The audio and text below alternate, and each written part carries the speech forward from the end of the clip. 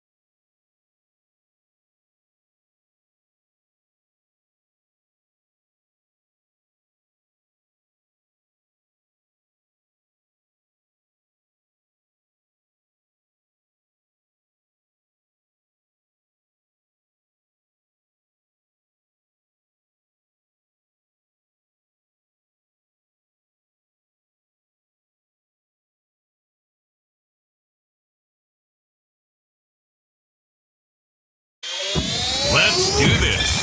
It's the Real Jonathan Smith Show on Indie Sports Ticket, 1430 AM, 93.9 HD2, and always on the free Indie Sports Ticket app. What a night last night. Team USA, despite being a man down, finds a way to beat Bosnia 2-0. Jaylen Brown is now a 76er. Paul George got traded again. Kelly Oubre is a Pacer. That happened 21 hours ago. As soon as the show ended, the news broke. We're going to have Colt Booth on at 1 o'clock to talk about the U.S. men's national team's win last night. We'll have Tony East on at 2 o'clock to talk about Kelly Oubre becoming a Pacer. And I thought when the show ended yesterday, I was going to be opening the show today talking about Kelly Oubre. But then the U.S. men's national team played last. And after that performance, I have to talk about them. If you didn't watch the game last night, you missed one of the best displays of toughness and grit that you will ever see. Team USA played like a boxer trapped in a corner. Like they just kept swinging until they found their way out. The team that won last night responded in the way that I talk about how I want the Colts and Indiana basketball to respond when things don't go their way. Okay, if you've watched the Colts and IU basketball over the last 5 years or so, you haven't seen toughness and grit like that in at least 5 years. The way they battled in that game after they got screwed over on what was ruled a red card just was awesome.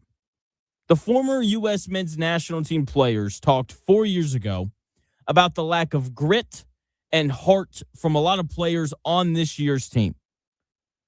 Okay, they completely erased that idea last night. 4 years ago when they got eliminated in Qatar in the round of 16, you didn't see anything like that. You didn't see any resiliency. When things didn't go their way, they just kind of rolled over. And last night, they stood firm, and they found a way to win. They were great after Balogun got the bogus red card. Now, sadly, I've seen people talk about this. I just want to clear this up. They cannot appeal the ruling, which is insane. So Balogun is not going to play on Monday against Belgium, and that one call might cost the U.S. men's national team their game against Belgium because Balogun has arguably been their second best player. Pulisic's been their best player when he's played. But you can make a strong argument that Balogun's been their second best player. This is like losing your ace right before Game 7 of the World Series. You can still win. It's just tougher. The U.S. men's national team dominated in the first half. They had multiple chances they quite couldn't finish, but they were so obviously the best team on the field, and those missed opportunities almost cost them. They held possession for the overwhelming majority of the game until Balogun picked up the red card. Even after he went off and they were playing with 10 men, there were spurts where they held possession. They were so far and away the better and more talented team. We knew that before the game started. But they won the game because they were the tougher team. Balogun went off and they dug deep. They posted another clean sheet. That's the only match Bosnia played in the World Cup. They played 4 total where they didn't score. That's Team USA's second clean sheet of the tournament, which coming into the World Cup, everyone knows, because there were definitely some moments last night where I was like, oh man, I'm a little uneasy when it comes to the defense, but this isn't some outstanding defense, and they're just finding a way. Okay, while all of that was going on, you saw Bosnia's emotions get to them.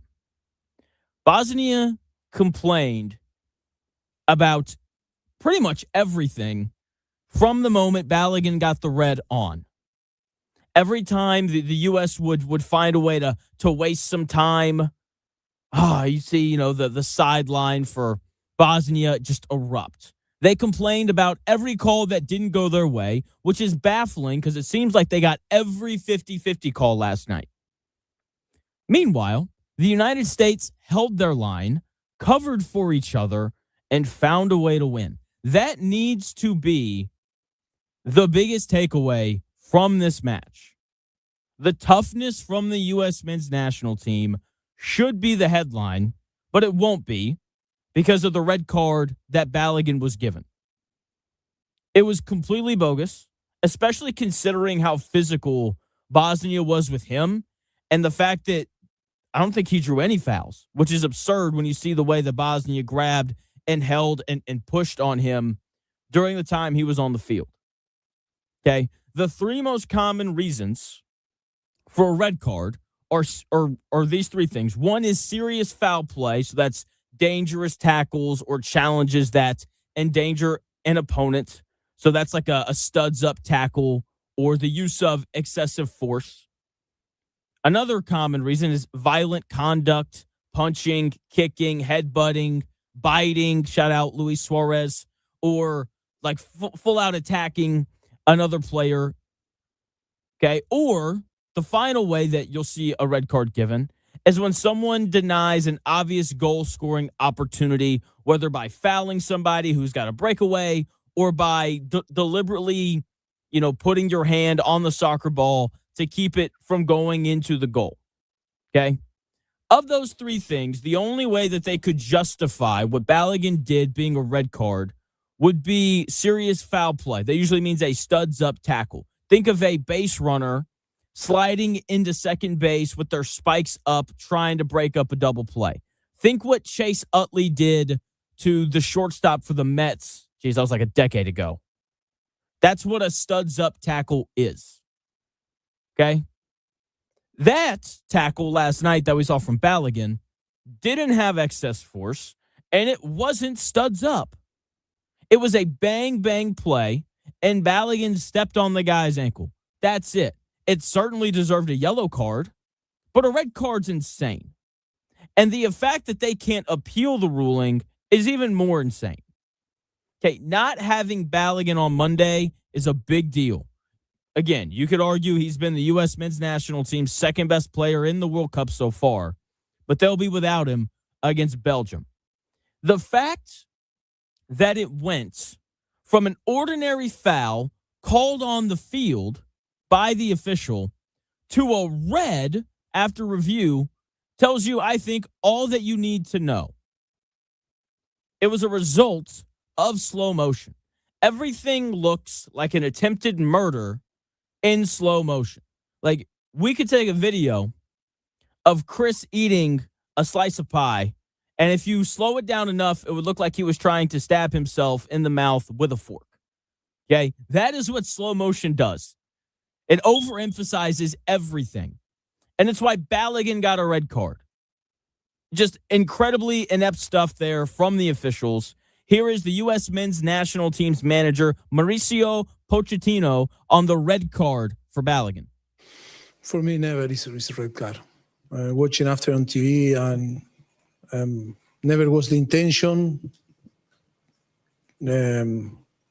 to step up of the player. That was a normal action in football that happened because by accident, and it's never intentional. That is why for me it's never red card. I think today in all the 50-50 decision, I think no one were for us. And the player, I think, reacted very well. We control that emotional part of the game that was so important. I think is to prize the player, because in the way that we control our emotional game, I think how they managed the situation was amazing and showed that we are mature enough to keep continuing, competing. Mauricio Pochettino right there, the U.S. men's national team's manager, on the red card from Balogun. He brought up two things there. The biggest thing is intent. So much of what red cards are for is intent. You intentionally try to hurt someone. You intentionally, commit a foul or a handball to keep a goal from scoring. That is what gets you a red. There was clearly no malicious intent behind what Balogun did. The response after was incredible. I thought we were done for. It's 1-0. Our backline's our weakness. When you play with 10 men, you fall into a more defensive approach. And that's just not what the U.S. is good at. But they found a way. The Malik Tillman goal was the loudest I have celebrated a sports moment in quite some time. I'm surprised my neighbors didn't knock on my door and say, "Are you okay?" I'm glad my wife was out line dancing. She would have been like, "Jonathan, why are you yelling?" And I've been like, "Look at the TV, And she would have been like, "Okay, Jonathan, whatever." All right. You knew in the moment that was going to be the United States' best bite at the apple for the rest of the game in terms of scoring a goal. And Tillman stepped up and hit an absolute surface-to-air missile. Couldn't have hit it any better. From the edge of the box, he got it done. And that's the exact moment you need your closer to come in and throw 102 miles per hour on the black. And that is exactly what Malik Tillman did. He came in and he delivered. What a moment. That is only the second time in the history of the U.S. men's national team that they have scored a goal off of a free kick. What a moment. Okay, I don't know if they're going to be able to beat Belgium without Fowler and Balogun. But what I do know after watching that effort is they're going to compete their butts off, man. And whether they win or lose, I think we're going to be able to walk away from the World Cup feeling very good about the future of U.S. men's soccer. And, I'm talking I think that they're going to lose. What's surprising here, and we're going to have Colt Booth on at 1 o'clock, and we'll talk more about this. The U.S. team is favored. The opening line has the U.S. favored over Belgium, which is a big deal, especially since Balogun isn't going to play. Now, it's a slight favorite. Team USA is plus 160 to win. A draw is plus 240. Belgium's plus 180 to win. It's going to be an evenly matched game, and I think it's going to feel a lot like this one, where there are these moments where you're on the edge of your seat and you're just like, ugh. Are we about to give this away? Where's the mistake at? There's going to be moments where the defense makes us incredibly nervous because Belgium is very gifted. They're a very good team. Okay? But if they can just survive those moments, they're going to have a chance to win. Okay? Would I feel better if Balogun was playing? Absolutely, I would. With that being said, I thought Pepe played well when he came in as a sub late in the match. It was probably good for him to get some run. So we'll see what kind of winds up happening with him. But I can't wait for the match on Monday. You know, again, Pepe not as good as Balogun, but he is very capable. He'll likely be the starter. There's a chance that they go with I think his name's Najee Wright, another striker. So we'll see what they do. But right now, I want to enjoy the win and the incredible display of toughness that we saw from our U.S. men's national team last night. Chris, what'd you think of the match? I have more than 2 minutes probably to take away, but I will say. That's okay. Let's do it now. You want to do it now? Yeah, let's do it. I will say, before we do the observations, that this is the first soccer game that I really watched front to back. Okay. Ever. And it was awesome. I've been trying to tell you, man. I've been trying to tell you. It was good. I don't know if any other soccer game would have caught my attention the way this game did yesterday. What was it about it that caught your attention? Probably because I understand it more. We've talked about it a lot. I knew what to expect. I knew what some things meant, but I still have questions, and that's what's about to happen right here. Let's do it. Are you ready? I'm ready. All right. First question is, why do the refs look like they're wearing shoulder pads? That's a great question. I've had this thought. They all look like they're jacked. Yeah. So what is that? They have different electronics and things just underneath their shirts. I'm assuming it's a way for, I'm sure like one of those things is like their microphone. I'm sure that there's a way for VAR, the video review to buzz them. It's all that kind of technical stuff. Interesting. But that stuck out to me. I also want to know, why is it okay for the guys in the middle of the field to occasionally grab the ball with their hands? You know what I'm saying? Like sometimes the ball will end up at midfield. There's nobody else around, but they'll reach down and grab it and throw it. Why is that okay? Like, there's probably like a foul committed or something.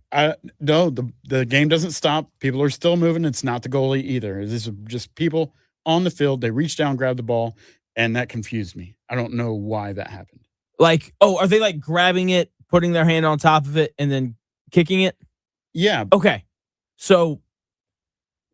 Like, I thought you weren't allowed to touch it with your hands unless you're the goalie. So in basketball, if there's a foul, the game stops, right? Yeah. And then they're side out and you throw it in. In soccer, when a foul is called, you're allowed to do what is called play quickly. And so let's say that like a guy fouls you and you look up and you realize, oh, we have an advantage right now.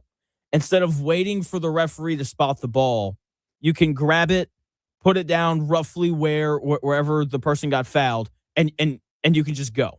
So it's a flow of the game thing. Okay. So good. Yeah. All right.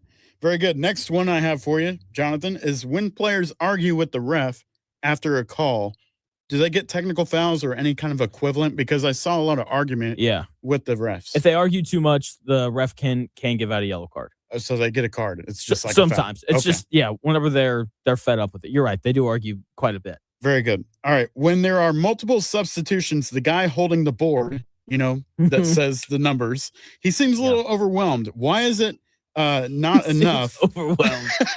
Like when 2 or 3 are going in at the same time, he looks like he needs help. So why is it not enough for the stadium announcer to say it over the speaker as opposed to the guy holding the sign with the numbers on it? Because I'm assuming the people on the field can hear it too. Oh, okay. Because I don't know if you heard, like when the official last night announced the red card, he was really struggling to say it in English. Yeah, I did notice that. Language barrier would be my guess. Okay, well that makes sense. But I guess those numbers are universal, and you can tell what 20 is, and so on.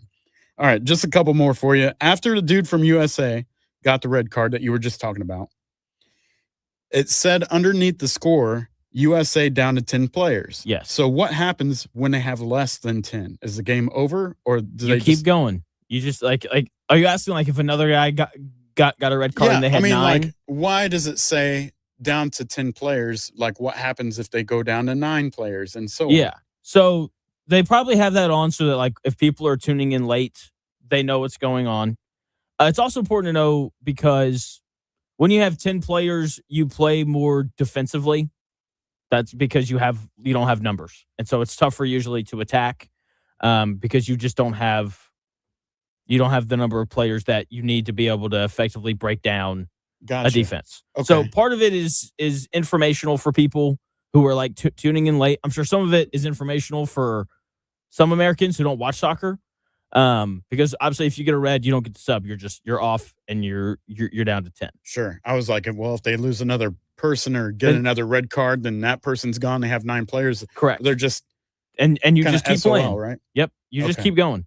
All right. And so like there are some games where, like someone where each team will have a guy get a red, and then they're just playing 10 on 10, which is really fun to watch. But yeah. Okay.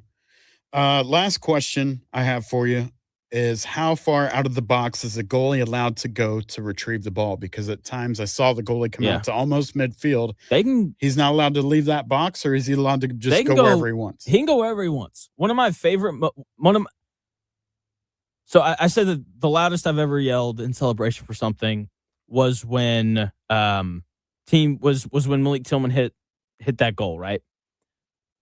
The previous loudest time I've yelled, I'm watching Liverpool play, and they're in a tie game. It's the final game of the season. If they win the game, they win the Premier League, which is a big deal. Okay? So they have a corner kick. It's going to be the last play of the game. They bring their goalie out of the net, and basically they cross it to him, and he heads the ball in for a goal, and they win the Premier League off of that. It was insane. Okay. So the goalie can go wherever he wants. The only rule with the box is if he's outside of the box, he has to use his feet. He can't use his hands. Got it.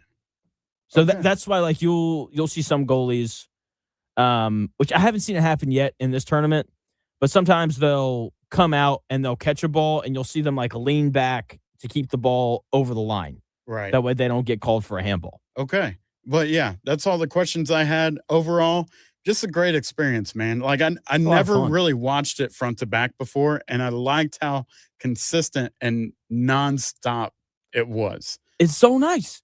There's not all these commercials. Right. There's no crazy timeouts. Just flows. Keep going. It's keep so going. great. Yeah. It's awesome. I love it. I love it. Also, they start the games on time. That's really nice. So, incredible stuff. Incredible stuff. So, any other questions? Any other thoughts? That's it for now. Okay. All right. But I liked it. It was good. Good experience. We'll talk more about it at 1 o'clock with Colt Booth. Kelly Oubre to the Pacers. I like the Kelly Oubre signing, and I think he makes the Pacers better to a point where they are good enough to win the NBA Finals. I'll tell you why in 3 minutes.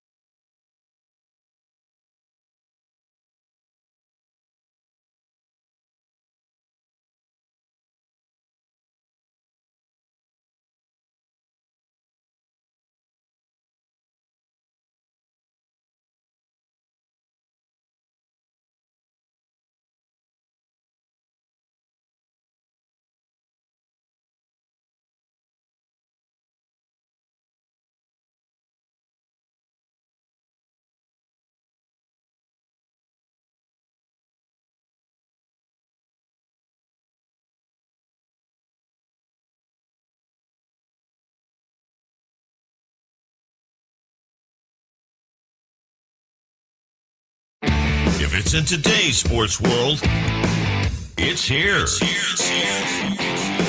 The real Jonathan Smith Show on Indy Sports Ticket 1430 AM, 93.9 HD2, and always on the free Indy Sports Ticket app. Kelly Oubre is your newest Indiana Pacer. 2-year deal. He's not Darren Peterson, Cam Boozer, or AJ DeBonsa, but he is a good player, and he's going to help the Pacers, and I think he's on a nice deal. Tony East will join us at 2 o'clock to talk about it. Welcome into the real Jonathan Smith Show here on Indy Sports Ticket. Thanks for tuning in, no matter how you're tuning in. YouTube, Indy Sports Ticket. If you want to head over there and subscribe, you can watch the show on X__Jonathan Smith to follow me there and watch the show there. You can also listen on the Indy Sports Ticket app, which you can download wherever you find your apps. And, of course, 1430 a.m. as well.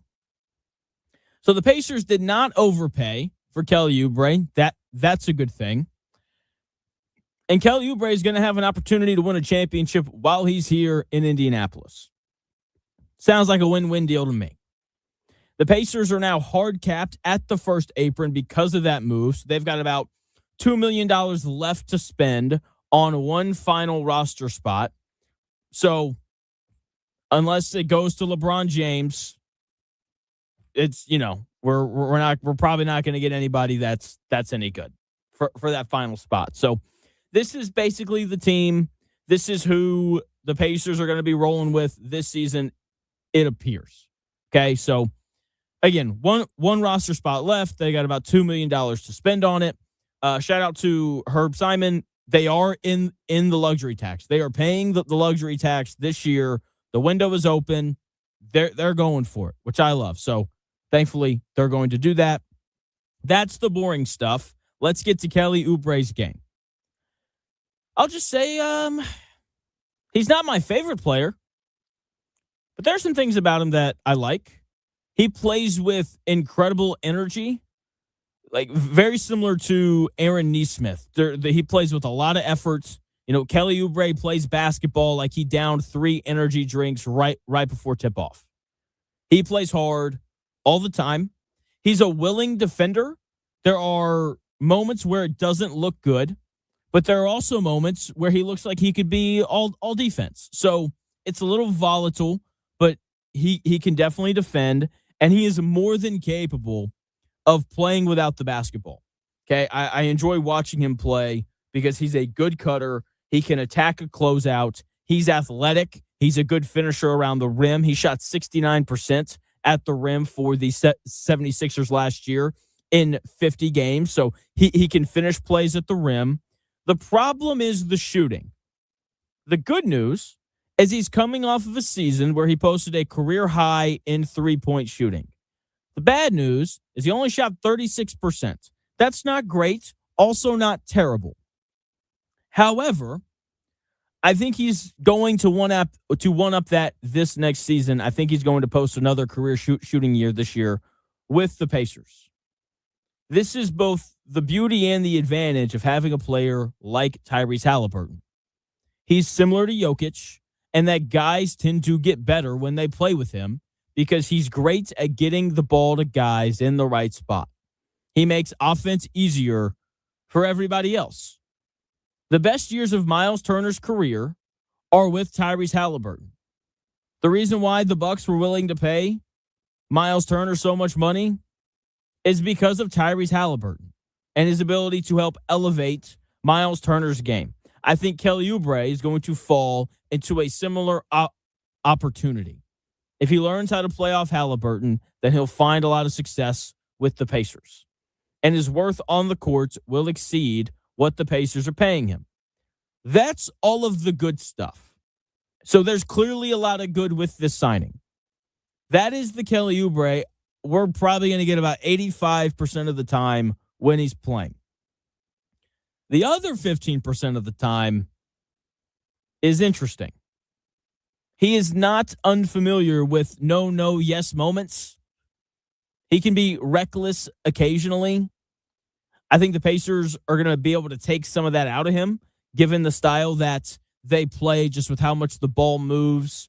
I think Kelly Oubre is going to understand that, like, he's not going to get to isolate on the wing, which, to be fair, he didn't really do that very much with Philly. He just took some ill-advised shots. And I do believe that Coach Carlisle will take care of that. Listen to this story from Brendan Haywood, who played for Coach Carlisle on the 2011 Dallas Mavericks team that won a title. Here is Brendan Haywood. You don't have that audio? Okay, never mind then. So in it, you can hear Brendan Haywood talk about how when he was playing for the Mavericks in 2011, they had just traded for him from Washington, and he comes over and he's talking about how in Washington, if he grabbed an offensive rebound, it was his shot. And so whenever he had, do you have it now? We can just play it off the computer. It's on X, yeah. Okay, that works. Let's do it.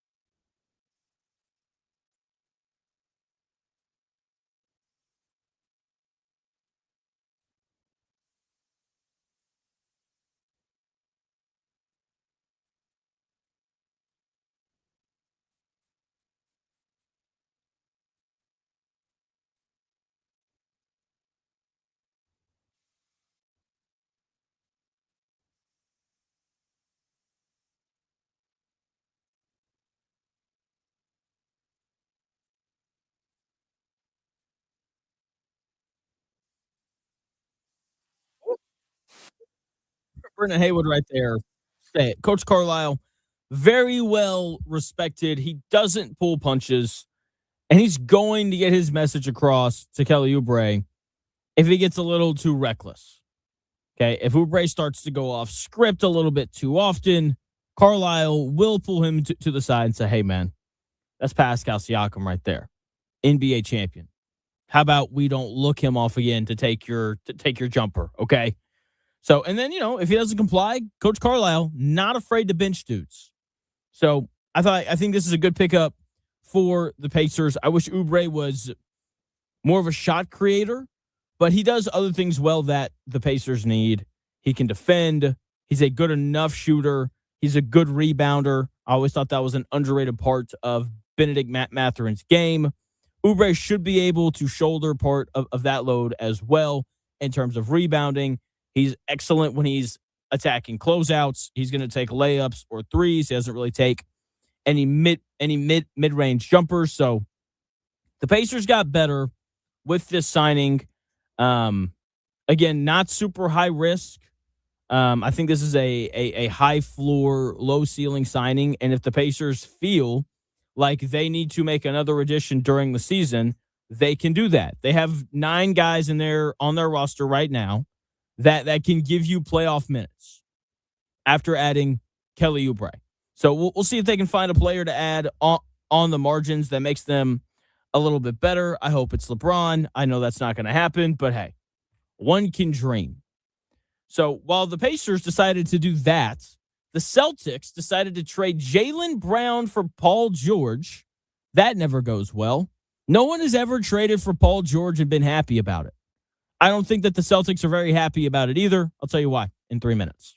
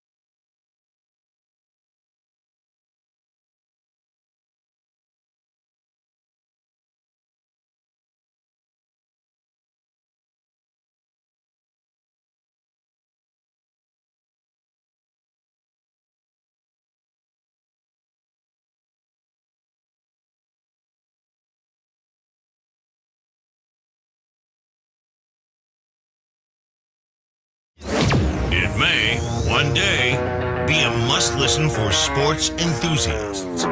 Yeah, and monkeys might fly out of my butt. Uh-oh. The Real Jonathan Smith Show on Indy Sports Ticket 1430 AM, 93.9 HD2, and always on the free Indy Sports Ticket app. Yeah. Kelly Oubre to the Pacers happened yesterday. We'll have Tony East on at 2 o'clock to talk about that acquisition. And then we'll have Colt Booth on here in about 20 minutes to talk about Team USA's win last night. The Pacers were not the only team that made a move yesterday. The Boston Celtics decided to do something that I don't think anyone really saw coming. I can't believe that Brad Stevens did it. While the Pacers got better after signing Kelly Oubre, the Celtics got worse. And the 76ers got more interesting. I don't know how much better they got. Welcome into the Real Jonathan Smith Show here on Indy Sports Ticket. Thanks for tuning in, no matter how you're tuning in, whether that's YouTube, X, the Indy Sports Ticket app, or 1430 AM. The 76ers traded Paul George, 2 first-round picks, and 2 second-round pick swaps for Jaylen Brown. I have many thoughts on this. Let's start with Jaylen Brown. What was he doing behind the scenes to not make the Celtics want to deal with him anymore? I'm not a big, player podcast guy. I don't think they really do anything but cause unwanted drama. I don't like the Twitch streaming either from NBA players. At least with a podcast, you can edit stuff out. But when you're live on Twitch just riffing, not a great call. All it does is cause unnecessary and unwanted drama. And I'm sure that the Celtics didn't love how immediately following a loss in which they blew a 3-1 lead to lose to the 7th-seeded 76ers, Jaylen Brown's first move was to go home, pop open his laptop, and start talking. I'm not a fan of that, and I can't imagine that the Boston Celtics were either. Okay? And I am currently tracking the radar for the inevitable Boston post-mortem article. We're going to get something in the following months where some writer from Boston tells us about all the stuff Jaylen Brown was doing this year that the Celtics didn't like. It's coming. I can't wait to read it. Jaylen Brown has not been shy talking about how much he enjoyed playing without Jason Tatum this year. Said it was his favorite year of his career. And maybe it's as simple as he wanted out. He wanted to go somewhere where he could be the guy. He thinks he's going to be the guy in Philly. I don't think he is. I think it's Tyrese Maxey's team. But we'll see. I don't think it was that. I don't think things were going smoothly in Boston for one reason. Jason Tatum has said absolutely nothing through this entire process. He said nothing about it. It was like, oh, man, I would really like to play with Jaylen Brown. Because if he'd come out and he had said that, then the discussion's over. Jaylen Brown's not going anywhere. He didn't tweet after the trade was announced. He didn't say something like, I hate to see my guy go, but I know he'll be great in Philly. Can't wait to beat him on the court. Ha ha. LOL. 7 laughing face emojis. We haven't gotten anything like that from him. When your co-star treats your departure like a bad Uber ride where they don't even leave a review, the writing's on the wall. There was something going on behind the scenes in Boston that the people there didn't like. And whatever it was, it has to be something behind the scenes, because on the court, Jaylen Brown was awesome this year. He was all NBA again. He was 6th in MVP voting. He led the Boston Celtics to the 2 seed without Jason Tatum. He was a stud. And usually teams don't move on from those kinds of players unless something else is going on. The sad thing for the Celtics is what they got back was incredibly underwhelming. They got Paul George. How are they going to maximize their window with Jason Tatum with Paul George as their second best player? He's on one of the worst contracts in the league, and he doesn't play. He played 37 games last year. In the last 7 years, Paul George has played 50 games in a season only 3 times. One of those years, he played in 76 games. That was a contract year. Paul George treats the regular season like a voluntary corporate retreat. But do you know what he never misses? Podcast P. Never misses an opportunity to hop on that microphone and start talking. That's all that you need to know about the guy. The 1 year he actually played in the regular season was when he was up for a new contract. And guess what? He played pretty well that year. I know that the Celtics got some picks, but they're the 76ers picks. They're not going to be good. They're going to be in the late 20s. Trading Jaylen Brown for late first-round picks is like trading a Rolex for 3 rolls of scratch-off lottery tickets. You're not finding a player as good as Jaylen Brown in that range. This is a disappointing return for the Celtics. They go from potentially being the best team in the Eastern Conference to being just another team. The Eastern Conference is pretty loaded now. There's like 9 or 10 teams that think that might be good enough to be a top 6 seed. And, you know, the Celtics are in that discussion, but they're not as good as the Pacers are now.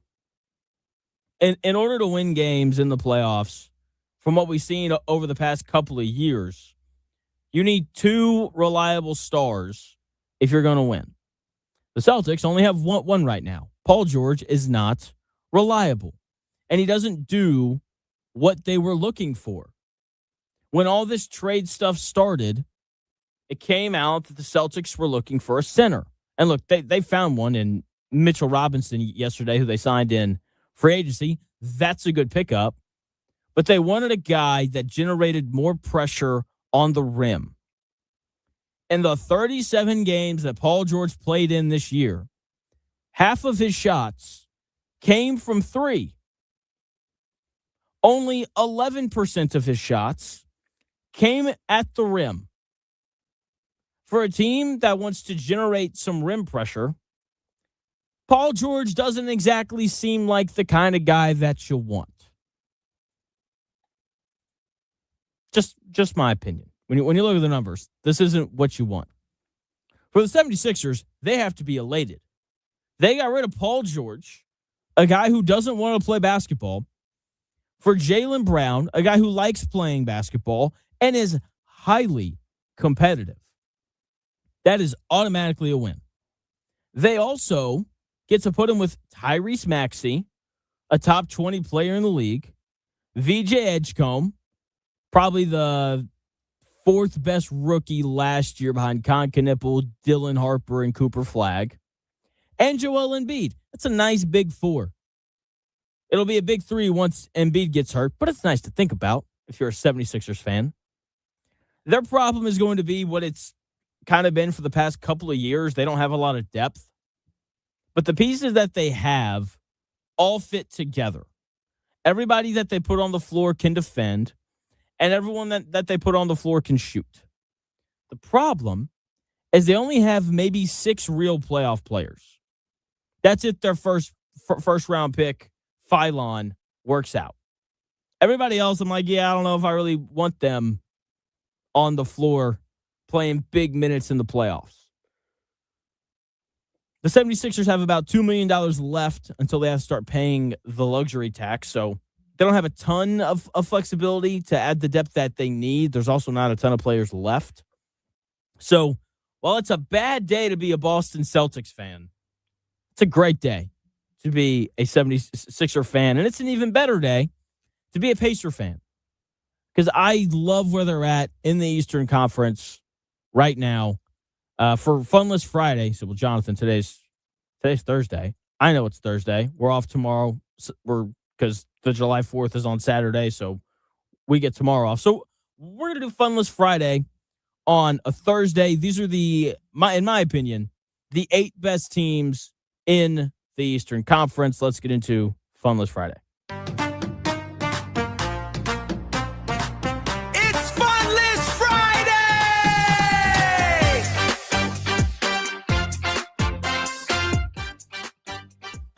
Love a good Funless Friday. So Here we go. 8 best teams in the Eastern Conference. Starting at number 8, I've got the Atlanta Hawks. They had a good team last year. They were the 6th seed, brought back C.J. McCollum in free agency. They added Aaron Wiggins from the Thunder.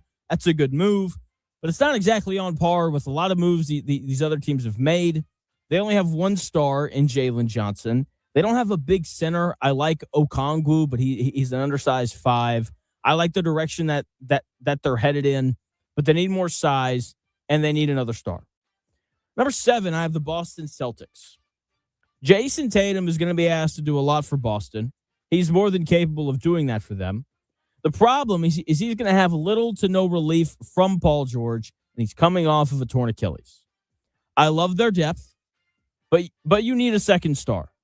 They don't have one. It feels like they're going to have a pretty similar run to this year, where they'll be a good regular season team because they shoot a ton of threes and averages work over 82 games. But they'll falter in a 7-game series because they don't get enough easy shots at the rim. Number 6, I've got the Miami Heat. By the way, I didn't explain this very well.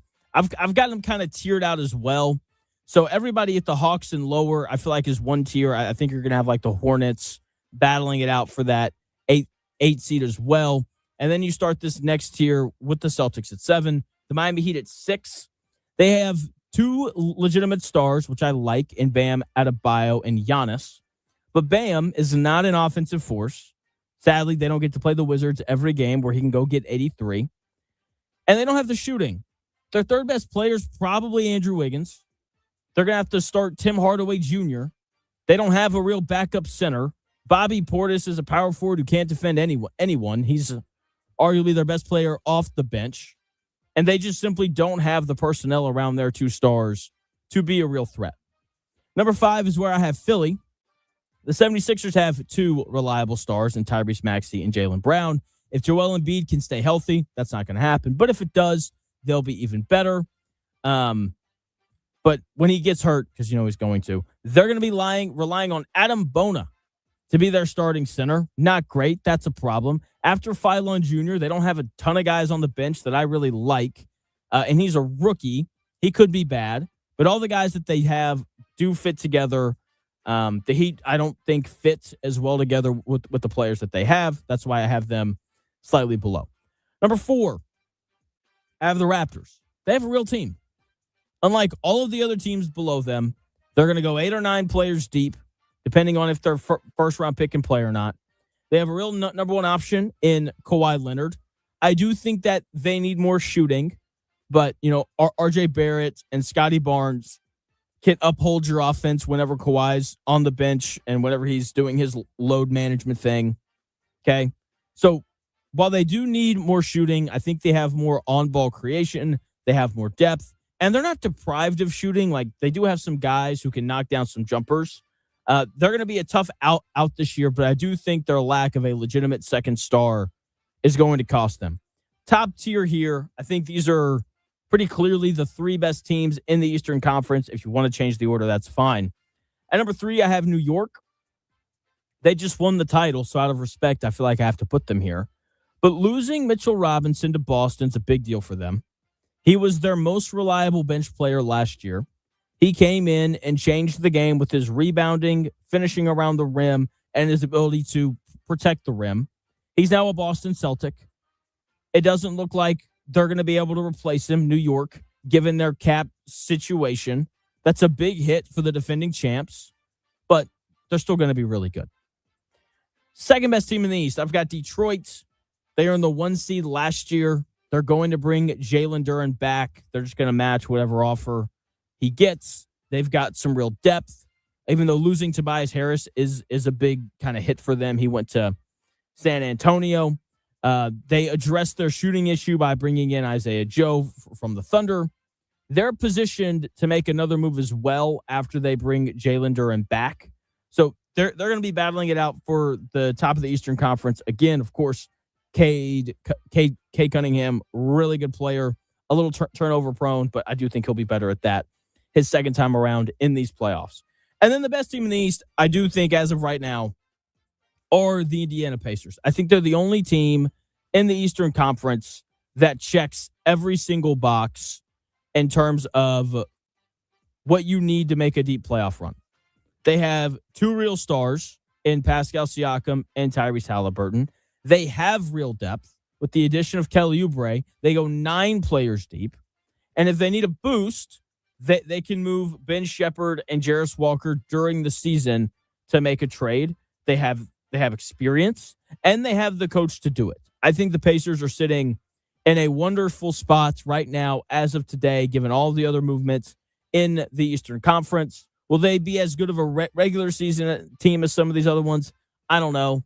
Maybe. We'll see. I don't really care about the regular season. Okay, just put the Pacers in the playoffs and give them an opportunity to go on a run. And I think that they absolutely will. Okay, so I can't wait to see how the Pacers look this year. I really like the Kelly Oubre signing, and I can't wait to see how they battle it out going forward with the rest of the teams in the East. Free agency, trade season, not over yet. We're still waiting to see where Jalen Duren lands, and then we'll kind of see how everything falls into place from there. But I've got the Pacers at the top of the East right now. Colt Booth joins the show coming up here at 1 o'clock. We will talk about the U.S. men's national team's win over Bosnia. But first, Chris, is your sports update.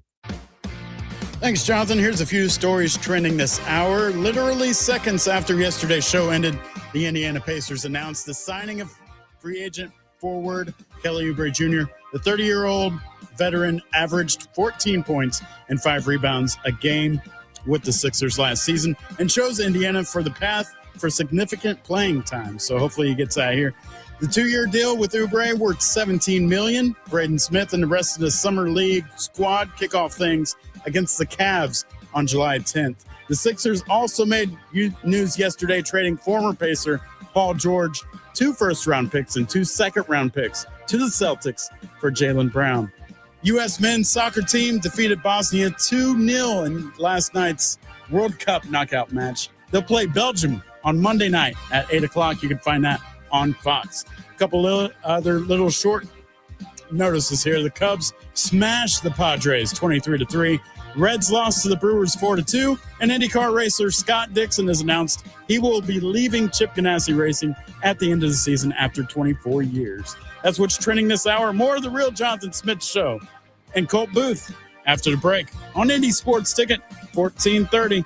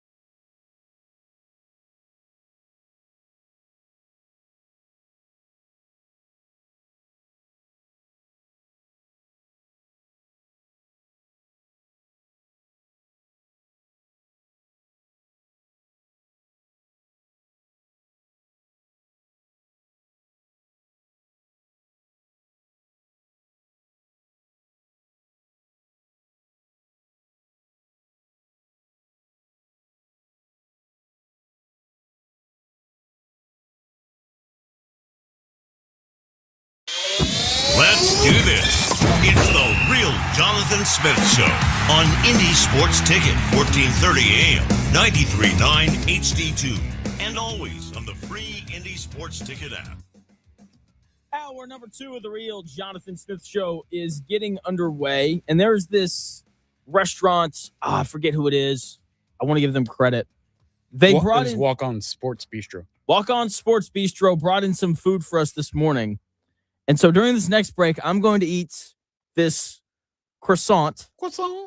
And I'm laughing and I find it funny because when I was in college, this guy who's joining us now showed me this video of Daniel Thrasher ordering a croissant. It's incredibly stupid, but it's incredibly funny. If you have 30 seconds, go find it. Colts, what a game last night.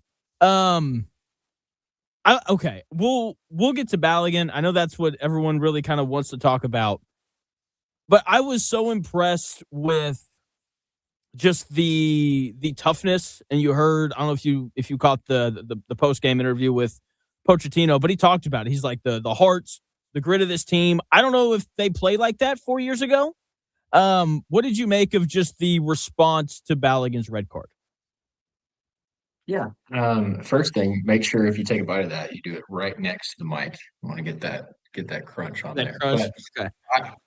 I think what was most impressive to me yesterday wasn't just that we won after the red card, because as soon as you saw the red card, like you're like, oh man, who knows what happens here.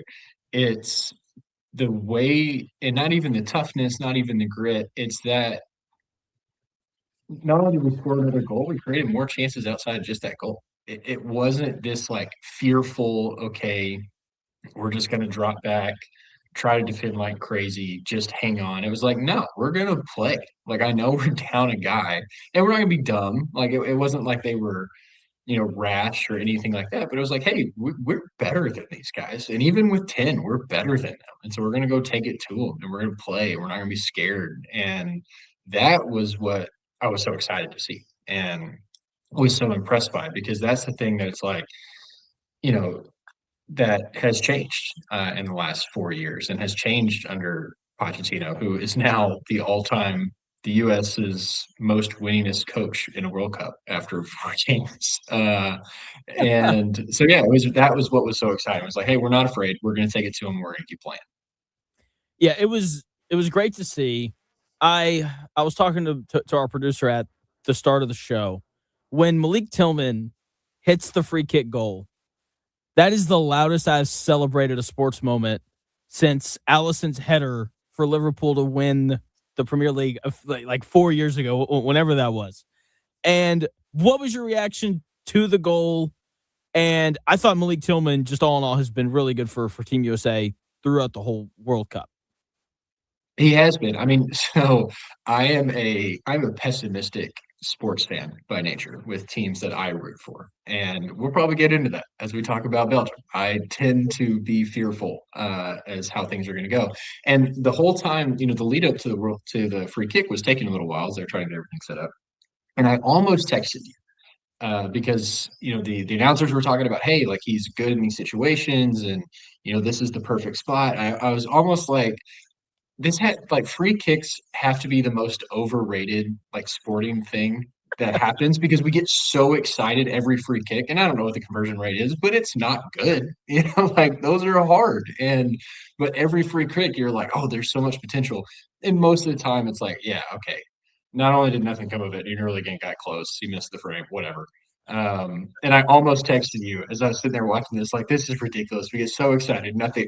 Bang, and he nailed it. And yeah, same thing. I was just ecstatic. I definitely had a whoop. My wife was on a phone call with her parents at the time, so I had a big one and then tried to hold it in because I was so excited. It was incredible, man. It was incredible to have somebody that has that level of skill and technique to execute something like that. Just makes you really excited about where this team's at. It does. Joined by Colt Booth, our official World Cup guy for just the rest of the way. It was, look, I'm so glad that Amelia was gone. Like, she was out, she was line dancing, and because I just know, if she'd been home, I would have yelled. She would have been like, "What happened?" I'd been like, "Free kick goal," and she'd have been like, "Oh, okay." I'd have been like, Amelia, that is only the second free kick goal in the history of the U.S. men's national team. It's a big deal. You know, it's usually would have been like, okay, Jonathan, whatever. But it was awesome. And I was really impressed with Pulisic as well. They were driving me crazy at the start of the game. I was like, can we maybe like play through Pulisic a little bit more? I thought it was a lot of Sergio Dest, and I'm blanking on the other guy's name. But I just every time he's on the ball, I just have this expectation that something magical could happen. And Chris, okay, Chris, that's our Chris. How do we want to describe that bell to Colt? Because I don't think he knows what happened. It's our subliminal message bell. There it is. Hidden agenda behind that. Okay, yeah, there it is. And so, and like even when we went down to 10 men yesterday, every time he was on the ball, I'm like, look, man, if we're going to score, it's going to be because he does something incredible. Which part of that is like we're playing Bosnia, like he should be that good. How is he going to fare against a Belgium team that is probably going to be the best team we've played so far? Definitely the best team we've played so far, and especially with Balogun out, we're going to need him. Thing is, that's encouraging is when you watch the Senegal game that Belgium played yesterday. The thing that was giving Belgium a lot of trouble was Sadio Mane there on the left, dribbling through people, taking people on, making creative passes, and that is what was really hurting Belgium for most of that game, and that's exactly where Pulisic's going to be. And so you see that now. Is Pulisic the player that Mane is? Not at Mane's peak, but at this point, yeah, they're probably about equal. And so it's encouraging to see, like, hey, Pulisic can do that, and we're going to need him to.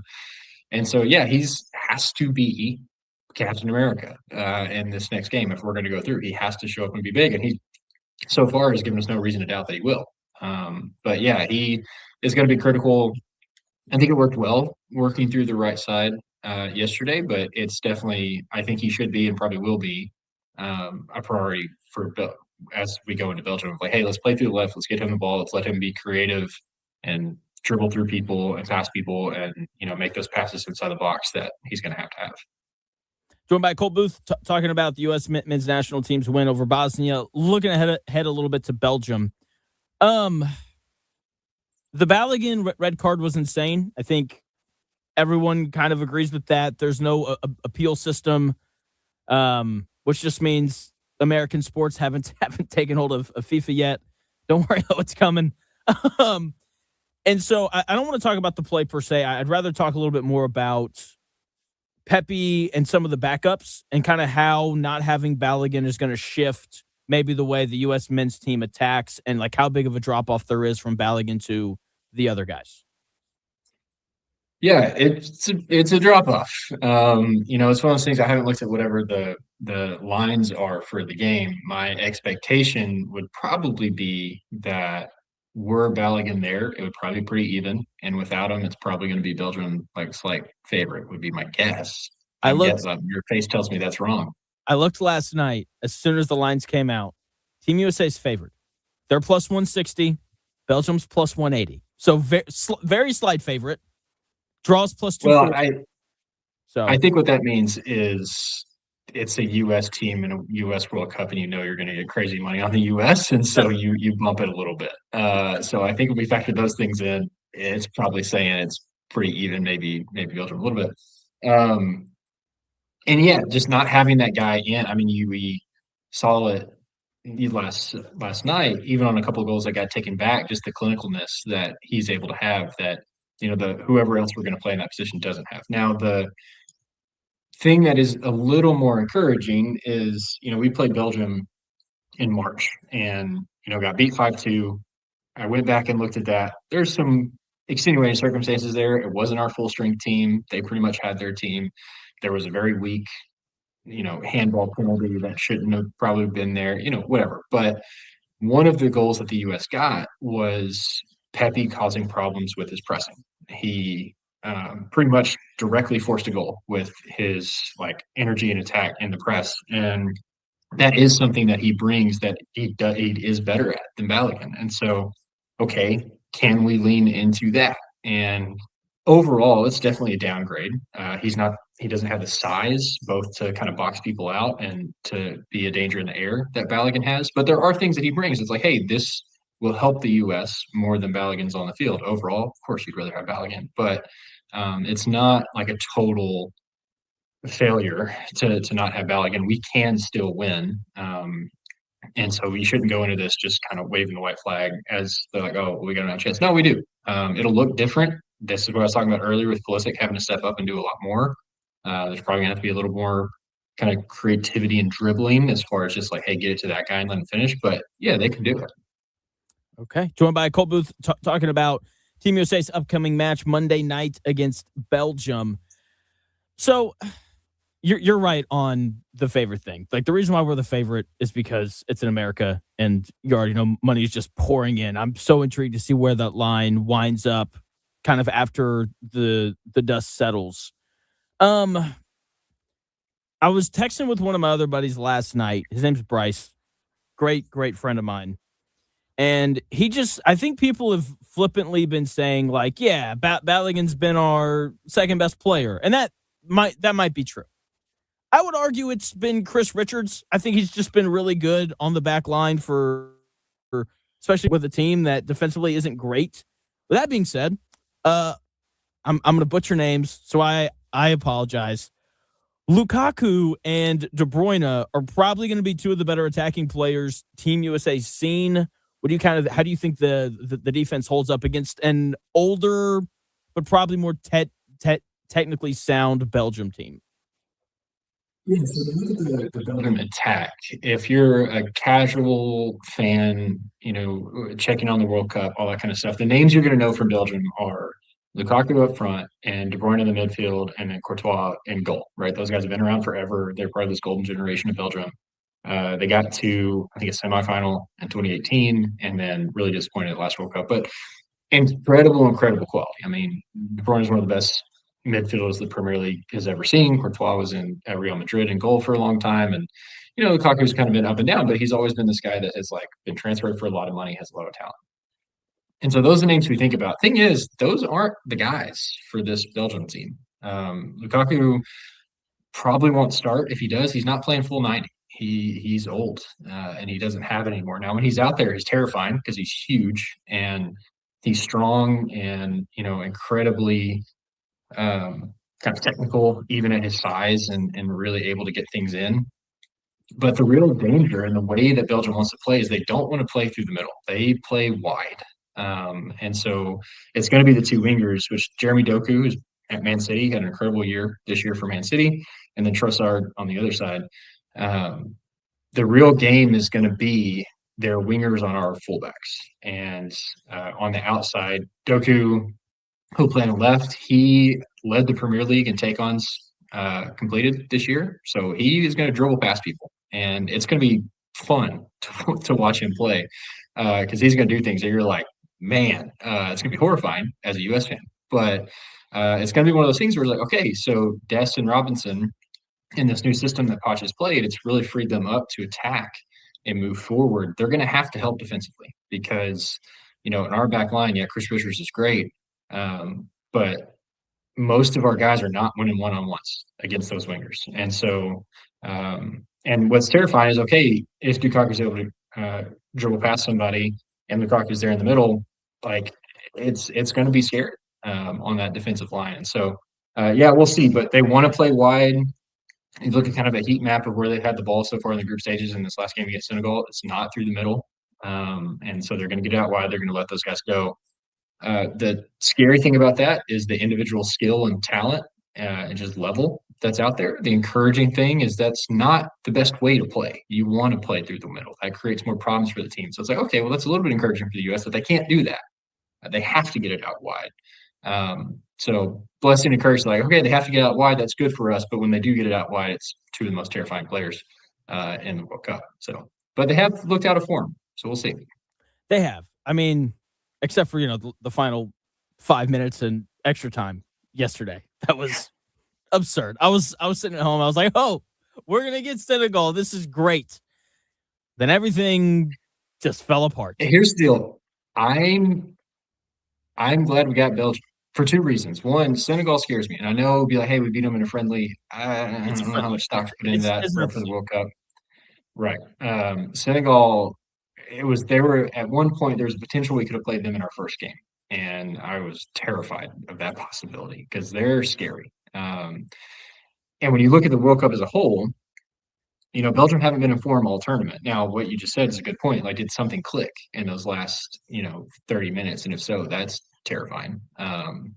But I'm glad we got Belgium from two standpoints. One, I think they match up better with us, but also I think this would be a big deal from a big picture standpoint of like, hey, that's a real legit European team. And we haven't beaten one of those. They talked about we lost our last 10 European games. We can check that off the list. It was Bosnia. Like, that's not something that we can puff our chest out about. We should have beat them. But Belgium is a team where it's like, hey, maybe we shouldn't beat them. And if we do, and we get over the hurdle, not only do we get to, the quarterfinals, which would be a big step, but I think that would be one of those things we talked about last week of, hey, what tier are we in? I think we beat Belgium. It's like, hey, we're in that third tier. We're in that, hey, we're legitimate and you've got to be aware of us. And we have a chance to really stamp ourselves and say we're here in a real way if we beat Belgium. So I'm excited about it from that standpoint too. Yeah, I'm fascinated by it. I'm so intrigued to see how it goes because I'm not a big like team of destiny guy, but like Malik Tillman hits that free kick, and I'm like, maybe, and so I'm fascinated by it as a whole. Just and I know everyone's concerned about the Balogun thing. Again, joined by Colt Booth talking about the U.S. men's national team and their win last night. There is something to be said about like rallying behind things like that because like, I think everyone kind of understands that they got screwed. But that being said, like I thought Pepe played well yesterday. When he came on, it's a different role because obviously they're playing with 10 men, but he scored. Oh man, I think he scored 16 goals in the Dutch league, and he was, I believe, on the team that won the league. So is he more of like a one-touch guy where like if he's going to score, it's going to be a cross and it's ball off the foot, whereas Balogun seems like a guy who can create a little more. Is that an accurate depiction of Pepe or no? Yeah, it's hard to say too because most of what we've seen from him on the U.S. side recently, and like, look, I'm gonna be honest, I'm not watching the Dutch league. All right, so I'm I not either. can't It's fine. I can't speak to that. But how he has played so far, it's hard to know because most of the time he's either coming on late and you're in a different situation, has to do a different role, or it's kind of with Valiant around there and he's playing more of a supporting role. So it's been a while since we've really truly seen him in this, like, okay, you are the guy and we have been planning for you to be the guy, right? It's not just like, oh, go in there and we're going to kind of adjust on the fly. But in the past, he probably, Balogun is one of those guys in a similar mold to Holland or, where he's like, hey, I'm in the box, I'm scoring goals, that this is who I am. Pepe might come a little deeper. He might help in the buildup a little bit more, right? Like Balogun tends to be like, hey, give me the ball and put it into the goal. Pepe may drop back a little bit into some of the other playmaking stuff, not necessarily playmaking like, hey, give me the ball, I'm going to dribble and take people on and like create for myself, but playmaking in the sense of like helping set other people up in more of a way. And so it's going to look different in how we set up and how we play through it.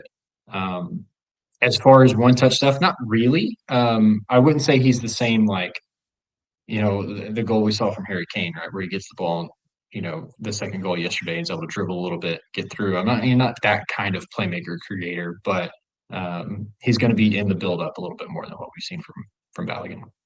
Okay, sounds good. Before Monday, what match are you most looking forward to? I mean, I want to watch this team, it's the Spain game that's coming up because, they were one of the favorites coming into the tournament and a team I was really excited about. We haven't really seen it all click yet. If it's going to happen, this is probably where it would happen. Lamine Yamal is probably going to play the full game, and so we'll be able to see it. So from that standpoint, it's like, hey, this team could really win the tournament and give France a game. I want to watch that one. From a storyline, what could possibly happen here standpoint is Portugal game. Like, what is this Ronaldo thing gonna do? Croatia could give them problems. If Portugal goes out this early, like what a bad ending for how that thing's going to be there with Ronaldo. So from storyline perspective, just of what's going to happen, maybe I'm about to watch a car crash thing, the Portugal game, from a hey, this could be good, just good football game than the Spain game. Okay. I can't wait. Last thing for you here, Colts. You're a basketball guy. Jaylen Brown for Paul George. What a I move. don't. What are we doing? I mean, I guess whatever. Like, hey, you created a situation in which he really wanted to leave, and you didn't think you could make it happen, and you got stuck because Giannis, you couldn't get Giannis, and you got to make it happen. But man, that's terrible. Also, I'm rooting for Ja apparently, so that's going to be an interesting year this year. I was gonna say, be careful wherever you go. Now Yeah, yeah. we were joking about it, but like I think Portland I think is actually a really good place for him where like jokes aside on like the gun control stuff there and all the strip clubs. But like it seems similar to Memphis in it is a place that will really rally around their stars. So it's like these guys are ours. Like CJ McCollum could go back there today and probably not have to pay for anything, right? And so Yeah. that might be a bit much, but you know what I mean. And so I think that when you're a guy who's fallen from grace the way that he has, I think it's good to have to be supported like that somewhere. And then like the Trailblazers roster is not perfect, but like there are some good players there that I think he'll find a way to fit in with. So I think he'll be fine there. Yeah, good players that all want the ball. So Yeah, it'll be great. It'll be great. All right, Colt. Thanks for your time, man. Oh wait, no. Do you think we beat Belgium on Monday? Because we probably won't talk to you before then. do I think so? No. Should you think so? Yeah, you should think, hey, we got a decent chance of this. But no, I'm by my nature, no, I do not. I do not think we will. A pessimist, as always. Colt, thanks for your time, man. Absolutely. I'll see you, buddy. See it. That is Colt Booth. Does a great job talking men's soccer. He is a Portland resident. Always love having him on and or talking John Moran, I guess. Tony East will join the show at 2:00. We will talk about Kelly Oubre signing with the Pacers. I'll give you my thoughts on that move in 3 minutes.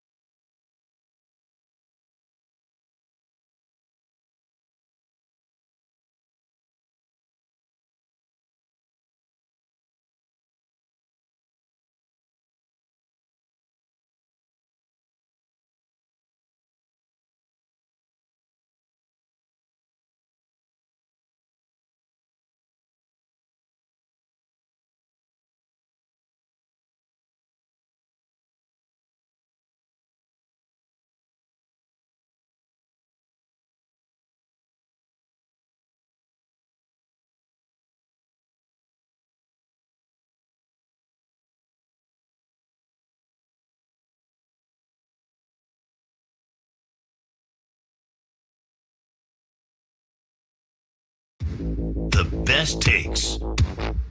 Maybe. The Real Jonathan Smith Show on Indy Sports Ticket 1430 AM, 93.9 HD2, and always on the free Indy Sports Ticket app.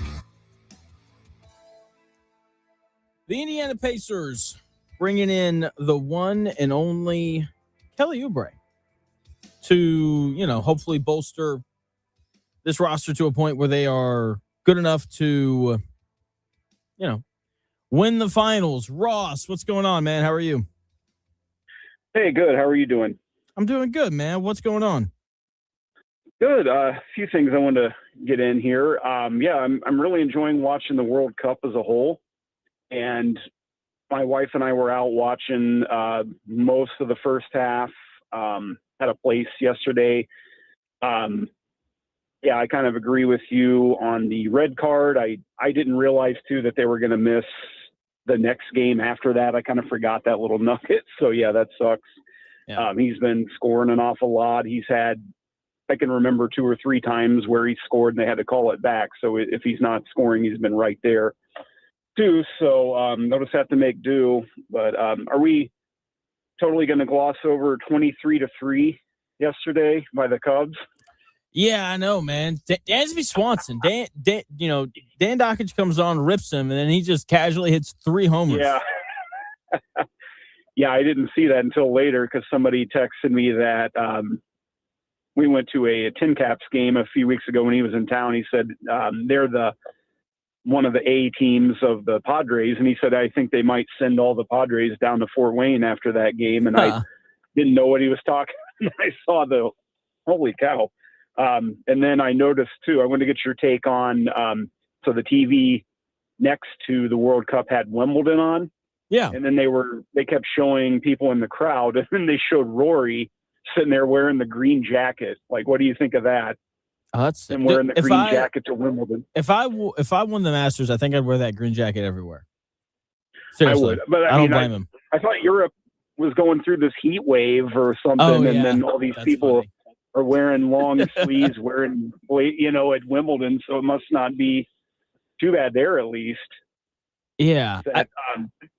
Go ahead. Sorry.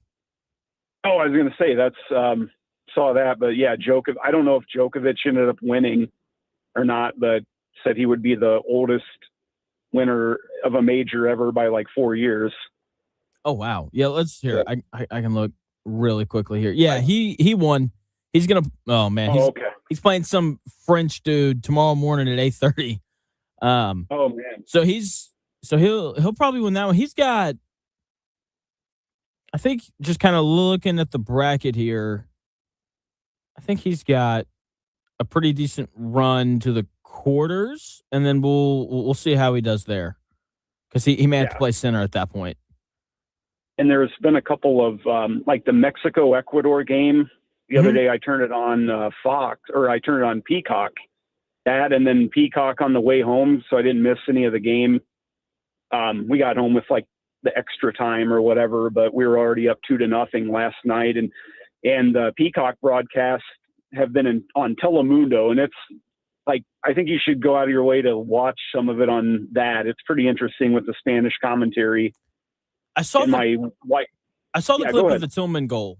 I don't know if you saw it, but they go absurd. I heard it. It's awesome. Yeah, and my wife and son I've been driving them nuts when I do the goal, like the sustained 20-second thing. I'm like, no, that's what they do. That is what they do. But yeah, it's been interesting there. The other day you guys were talking about the magazines in the bathroom, and I didn't have a chance to call in, but so I want to say this was like right when I started the job I have now, 2017. We went into an old school, like sandwich shop in Hammond. Okay. And, home of the Bears. Home of the Bears. Yeah. But, yeah. And we had to, I don't know how some of these old school mom and pop places, I mean, really good sandwich and all that stuff. But hey, can we use the restroom? We had to go around the counter, through the kitchen. Oh, wow. And then the bathroom was back there. And what do I see? But I don't know if you've ever, worked in a bank or anything, but how they have these pens, the pen that are on the little chain Yeah. at the desk or whatever. They had a pair of nail clippers sitting on the ledge there by the toilet. So I'm that's nasty. wondering what on earth, who's doing that, and hopefully it's fingernails and not toenails, Seriously. Either way, that's disgusting. Yeah. And then nasty. real quick, it's the 4th coming up. Little bit of, I know you guys like the trivia. So I just passed some a few minutes ago. Do you know what the name is of those semicircle American flags that people hang, where it's flat on the top and then round on the bottom? Oh, I have no idea. You know what the name of those are? Chris? I asked my wife, I know I've asked her at least 5 times over the years because I can never remember. Mm-hmm. You know what? Any guess? I have no idea. Half a flag? I don't know. I don't know where it comes from. They're called a bunting. Oh, like a bunt cake. Is it? Yeah, I just equate everything to food. That's awesome. To do with baseball, but I don't know. Like they're bunting to get the guy over to second, but it's probably more like BUNDT. No, it's not spelled like the cake, but it's I forget. It's one of those weird things you can never remember, but okay. She knew somehow. But anyway, have a great 4th and all that, you guys. You too. Thanks for the call, Ross. Thanks, Ross. Thanks a lot. Bye.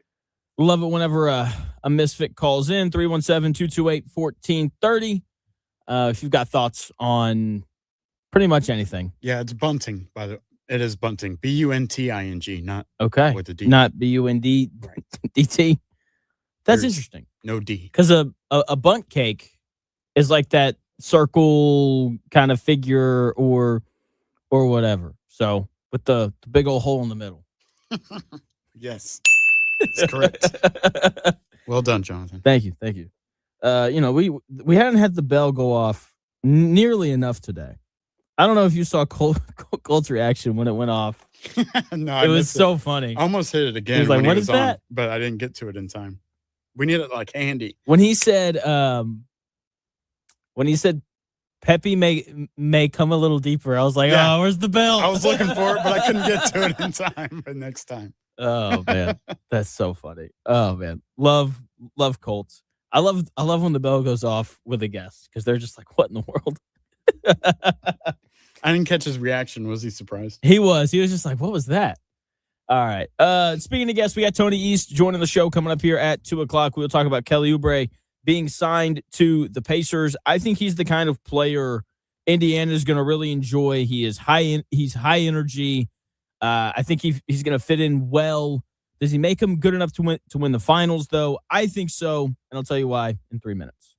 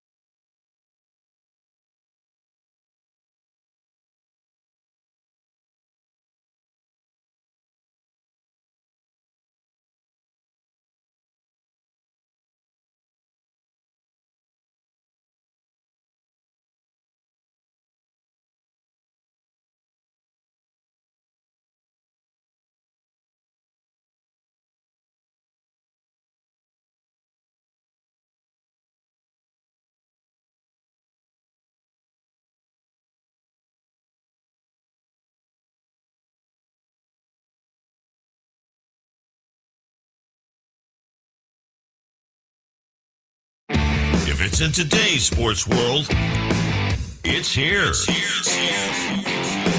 The real Jonathan Smith Show on Indy Sports Ticket 1430 AM, 93.9 HD2, and always on the free Indy Sports Ticket app.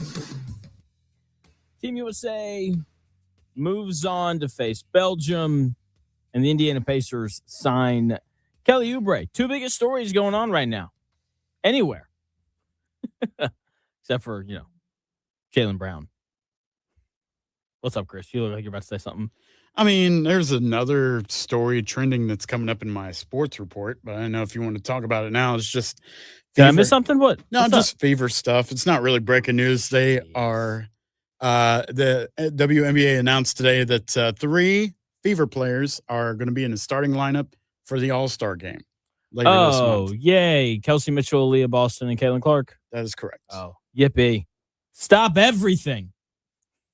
Sorry. I mean, news is hot right now. Yeah, the Fever, you know how I am.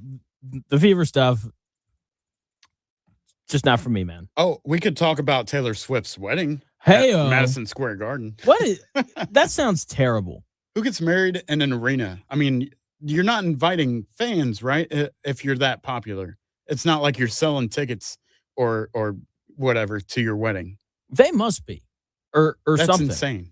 Like, I couldn't imagine, man. If I was that famous, I think I'd just elope. I'm so serious. Yeah. I wouldn't want anyone I wouldn't want any chance of having like a wedding crasher or anything like that, man. Like it's like me, my family, and wife's family, and that's it. Sure. I could see some special moment getting engaged in MSG, but not married. I'd want to get married on a beach, not inside a stinky arena. Yeah. The Mecca. Yeah. Yeah. Or a destination wedding might be a good call as well. Yeah. So that's happening tomorrow. Yeah. Are you going? You weren't invited. I think they must have lost my invite in the mail or something. With that being said, there's 17,000 seats, so I'm sure I can slip in somewhere. I got a Facebook invite, but yeah, I didn't see it till just now. Yeah. So. Too late to make plans, Yeah. All right. Welcome into the Real Jonathan Smith Show here on Indy Sports Ticket. Thanks for tuning in. No matter how you're tuning in, whether that's YouTube, X, the Indy Sports Ticket app, or 1430 AM, the Indiana Pacers have signed Kelly Oubre. Now, he is not Darren Peterson, Cam Boozer, or AJ DeBonsa, but he is a good player. He's going to help the Pacers, and he's on a nice deal. They didn't overpay, and now he's going to have the opportunity to win a title. Sounds like a win-win deal to me.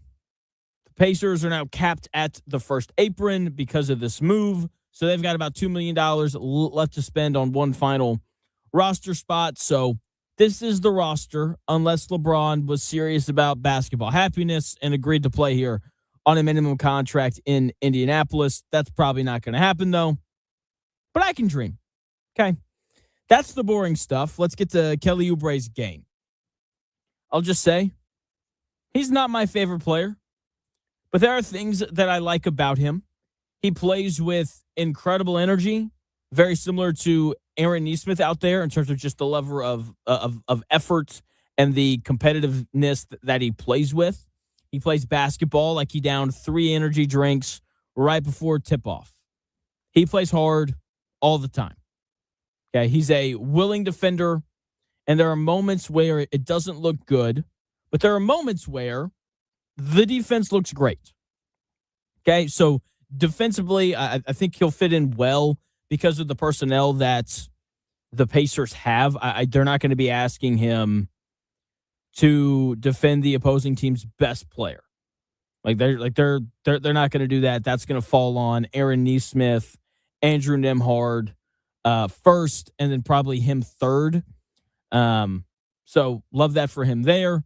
McConnell as well, solid defender on top of all that too. So he's not going to be asked to defend the opposing team's best player, kind of like what he was in Philly. This last year, they asked him to do a lot defensively, so his role in that should be scaled back to a point where he's guarding the players that he should be guarding. He's also more than capable of playing without the basketball in his hands. He's a good cutter. He can attack a closeout. He's athletic. He's an excellent finisher around the rim. He shot 69% at the rim this year. That's obviously exactly what you want. You want your wings to be able to get downhill and finish at the rim. Kelly Oubre, more than capable of doing that. The problem is the shooting. Now, the good news is he's coming off of a season where he just posted his career high in three-point shooting. The bad news is he only shot 36% from three. So that's not great. However, that's also not terrible. Like 36% is like bare minimum for, this guy can kind of shoot it. So there's that. I do think, however, he's going to post another career high in shooting either this year or next year with the Indiana Pacers. This is the beauty of having a guy like Tyrese Halliburton. Utter Creek in our YouTube chat earlier made a great point talking about we don't know what Halliburton is really going to look like, coming off of the Achilles. Tyrese Halliburton's game is not predicated on explosiveness. A lot of his success comes him working off of ball screens and manipulating coverage. He does a great job using his size and his length. So, yes, him coming off of the Achilles is obviously a concern, but this isn't Vince Carter coming off of a torn Achilles where the ability to explode at the rim is vital to his success. That is not Tyrese Halliburton. Okay, he's a successful NBA player because he is 6'6". He's an excellent passer, and he can shoot. And he's just incredibly smart with his ability to see what's going to happen before it happens. Okay, so I think he's going to be just fine, and I think Kelly Oubre is going to capitalize off of that. Halliburton is very similar to Nikola Jokic, and that guys tend to be better when they play with him because he's great at getting the ball to guys in the right spot. He makes offense easier on everybody else. The best years of Miles Turner's career are with Tyrese Halliburton. Kelly Oubre is going to fall into a similar opportunity. Okay, Tyrese Halliburton is going to find him when he cuts to the rim. Tyrese Halliburton is going to find him when he's wide open in the corner for a three. If he learns how to play off Halliburton, then he's going to find a lot of success with the Pacers. And his worth on the court will exceed whatever the Pacers are paying him. That's all of the good stuff. That's the Kelly Oubre I think we're going to get about 85% of the time when he's playing. The other 15% of the time is going to be interesting. He's not unfamiliar with no, yes moments. He can be reckless. With that being said, I think Coach Carlisle is going to take that away pretty quickly. Okay? Not only with just how tough of a coach Coach Carlisle is, but also with the style that they play. They move the ball quickly. There's not really a ton of opportunities to freelance because ball movement is such a big part of the offense. So, in addition to that, Coach Carlisle, not afraid of confrontation at all. Listen to this story from Brendan Haywood, who played for Coach Carlisle on that 2011 Dallas Mavericks team that won a title.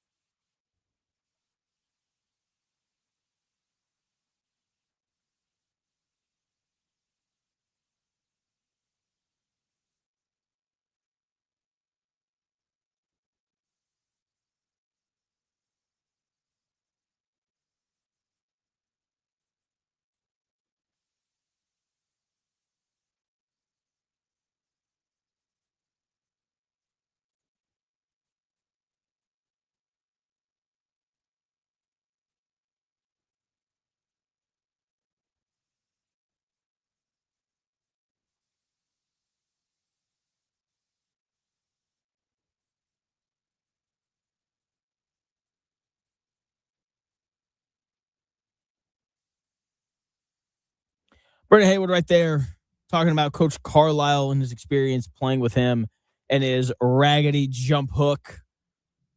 Looking off Dirk to take a jump hook. Ugh. Anyway, you heard Brendan Haywood say it. Coach Carlisle is incredibly well respected, and he doesn't pull punches. He's going to get his message across to Oubre if he gets a little too reckless. He's going to say, hey, Oubre, come here. That's Pascal Siakam, NBA champion. How about we get him the basketball when he's open? That's Tyrese Halliburton. When you grab an offensive rebound, reset the offense, he is going to find you. Okay? And look, if Oubre continues to go off script too often, then Coach Carlisle, he'll just bench him. He's that kind of a coach. So he'll be fine. I think this was a good pickup for the Pacers. I wish Oubre was a little bit more of a shot creator, but he does other things well that the Pacers need. He can defend. He's a good enough shooter. He's a good rebounder. That was always one of the more underrated parts of Benedict Matherin's game. Oubre should be able to shoulder part of that load as well. I think that the Pacers got better with this signing. We'll see if they can add another player around the margins that makes them a little bit better. We'll see if they can go get LeBron James. Probably not, but hey, again, let me dream a little bit. Chris, I have a question for you. Sir. So before we started talking about Kelly Oubre to the Pacers, first and foremost, do you have any thoughts on that? I haven't asked you about that today.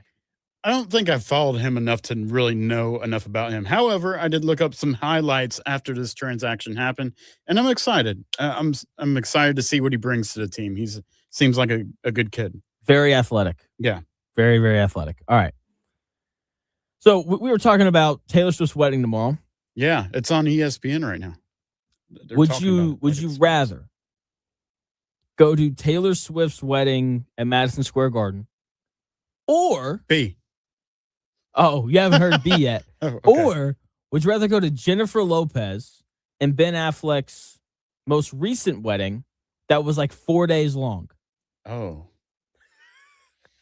I mean, they both sound terrible. Yeah. Which would you rather go to? I don't know, man. That's a pick your poison for sure. I would probably still pick J-Lo, though. Why? Because I'm not a fan of It's 4 days. But I'm more of a fan of J-Lo than I am either Travis Kelce or Taylor Swift. I'm going to Travis Kelce and Taylor Swift. You know why? Why is that? Because it's 1 day. Fair enough. I can go to it. I could just get it over with and, call it a day. Fair enough. I was looking up some facts here. Apparently, this is, thousands of people have gotten married at Madison Square Garden. And really? Do you want to know how much it costs to have a wedding there? Oh, geez. How much? At MSG, even if I'm not talking about getting married during your concert while you're performing. This is like to rent out the building, okay? It could cost up to $2.5 million to rent MSG for your wedding for 1 day. That's insane. But I mean, I guess they have it. But I'm still curious as to why they're not doing it at like Arrowhead. You know what I mean? Where Travis plays. Like, what's the connection to New York besides it being one of the most popular? Taylor Swift lives in New York. Okay, well, yeah, happy wife, happy life. Yeah, and I mean, you're supposed to do. I'm kind of surprised that they're not doing it in Philly because aren't you supposed to do the wedding in the bride's hometown? And Taylor Swift's from Philly. Could you imagine, though? You got like drunk Eagles fans waiting outside the venue. Right. It's like, boo. Yeah. Travis, you suck. While you were into your beginning of your monologue, they were showing the streets around Madison Square Garden. They're like blocking off the streets and putting up barricades. I'm like, really? How crazy. How big does your ego have to be where you have to close down streets around one of the biggest arenas in the world or most popular? I mean, for your wedding. Oh man. When I look at could you imagine being someone in New York City that like just moved here from like another country? You don't know who Taylor Swift is, and like all these blocked off streets around Madison Square Garden. You're like, why are the streets blocked off? Oh, there's a wedding. Like what? Oh man, on 4th of July weekend, that's gonna be nasty downtown trying to travel around. But yeah, lots of iconic happenings at MSG. Might as well. I want to put my name on it with my wedding. Oh, you want to get married at Madison no. Square Garden? I was just Is that what you're saying? paraphrasing, I guess, for Taylor Swift. Oh, but you want okay? Gotcha. They want to have that famous name, but how? In all reality, how long do you think that marriage lasts? Once Travis Kelce retires, and he has time to be a dad, and Taylor's still on top of the charts and touring the world. Yeah. How long do you think that marriage really lasts? What's the over I don't under know. on years? I don't know either one of them. So that makes it really hard. With that being said, they do seem to really like each other. And what would you put the over under at? I give it 3 to 4 years at most. I would take the over. Like more than that. Yeah, because it depends on who it depends on their personalities. Like that matters so much because there are some couples where it's like if they're not together all the time, that causes problems. And then there are other couples where they start being married and one person's gone all the time and then they retire, all of a sudden they're together all the time and that causes the problems. And Taylor's still going to be going on tour. So I would take the over on that. I guess we'll see what happens, man. I don't know. I guess we will. It's an interesting thing. We'll have to talk about like our weddings sometime because we obviously didn't get married in an arena. Like mine were simple. I'm assuming yours wasn't in an arena either. No, I got married at a vineyard in Bargersville. I forget the name. Mallow Run. That's where we got married that's at. a nice place. It was nice. Much better than MSG for a wedding. Yeah, I would agree. All right. I would agree. I don't You think they're going to sell concessions? Maybe. What would you buy? We got to make this $2.5 million back somehow. So, $20 for a slice of the wedding cake? Pass. Right. Yeah. Oh, that'd be crazy. Oh, man. All right. Tony East. I don't know if he's a Swiftie or not. We'll ask him. Why not? When he comes on here at 2 o'clock, we'll talk more about Kelly Oubre to the Indiana Pacers with Tony East. But first, Chris, is your sports update. Thanks, Jonathan. Here's a few stories trending this hour. We've been talking about it all day. Seconds after yesterday's show ended, the Indiana Pacers announced the signing of free agent forward Kelly Oubre Jr. He's a 30-year-old veteran, averaged 14 points, 5 rebounds a game with the 76ers last season, and chose Indiana for the path for significant playing time. So hopefully he gets that. That 2-year deal with Oubre worth $17 million. And, of course, Braden Smith and the rest of the Summer League squad kick off things against the Cavs. That's coming up on July 10th. The Sixers also made news yesterday, trading former Pacer Paul George 2 first-round picks and 2 second-round picks to the Celtics for Jaylen Brown. U.S. men's soccer team defeated Bosnia 2-0 in last night's World Cup knockout match. They'll play Belgium on Monday at 8 o'clock. You can find that one on Fox.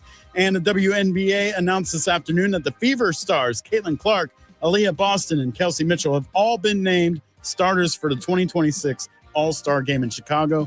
That's happening July 25th. This is the first time in Fever history that 3 players have been voted into the starting lineup simultaneously. Small notes, the Cubs smashed the Padres 23-3. The Reds lost to the Brewers 4-2. Yankees are on a 7-game losing streak, and IndyCar driver Scott Dixon announced his plan to leave Chip Ganassi Racing at the end of the season. That's what's trending this hour. More of the Real Jonathan Smith Show, and Tony East joins after the break on Indy Sports Ticket 1430.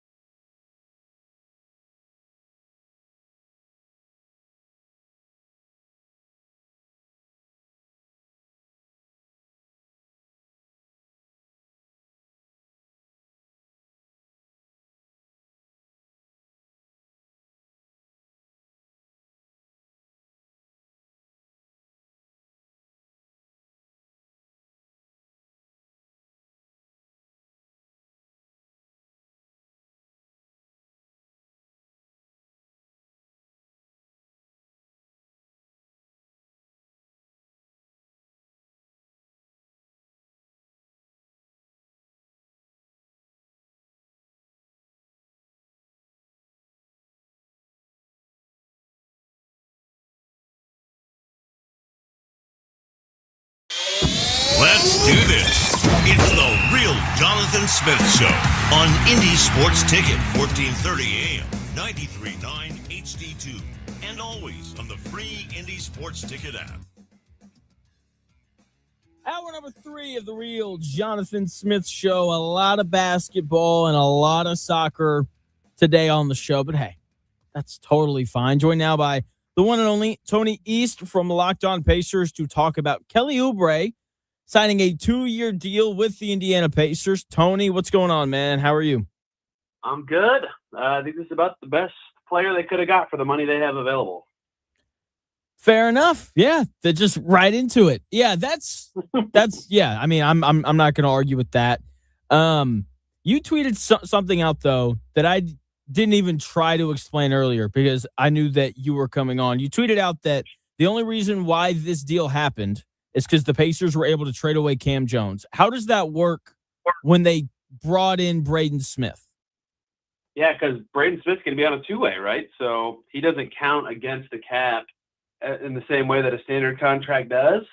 So Cam Jones is going to make $2.2 million this year. He got waived by the Bulls, but even with if his contract was on the books in full, the Pacers wouldn't have been able to offer Oubre this contract as structured. So that deal at the draft that was, I thought a very good trade value-wise for the Pacers was what unlocked them to have enough spending to even agree to this contract with Oubre in the first place. Yep. Couldn't have explained it better. So there we go. Tony East of Locked On Pacers talking about the Oubre signing. Now, let's get to the fun stuff. I have there's parts of Kelly Oubre that I really like. And then there's like small parts of Kelly Oubre that I'm like, I am interested to see how that works. I don't think it's unfair to call him a little reckless at times. How do you see him fitting in with the Pacers? Yeah, he's not a great, it's funny to start with this, but he's not a great shooter and he's not a good passer.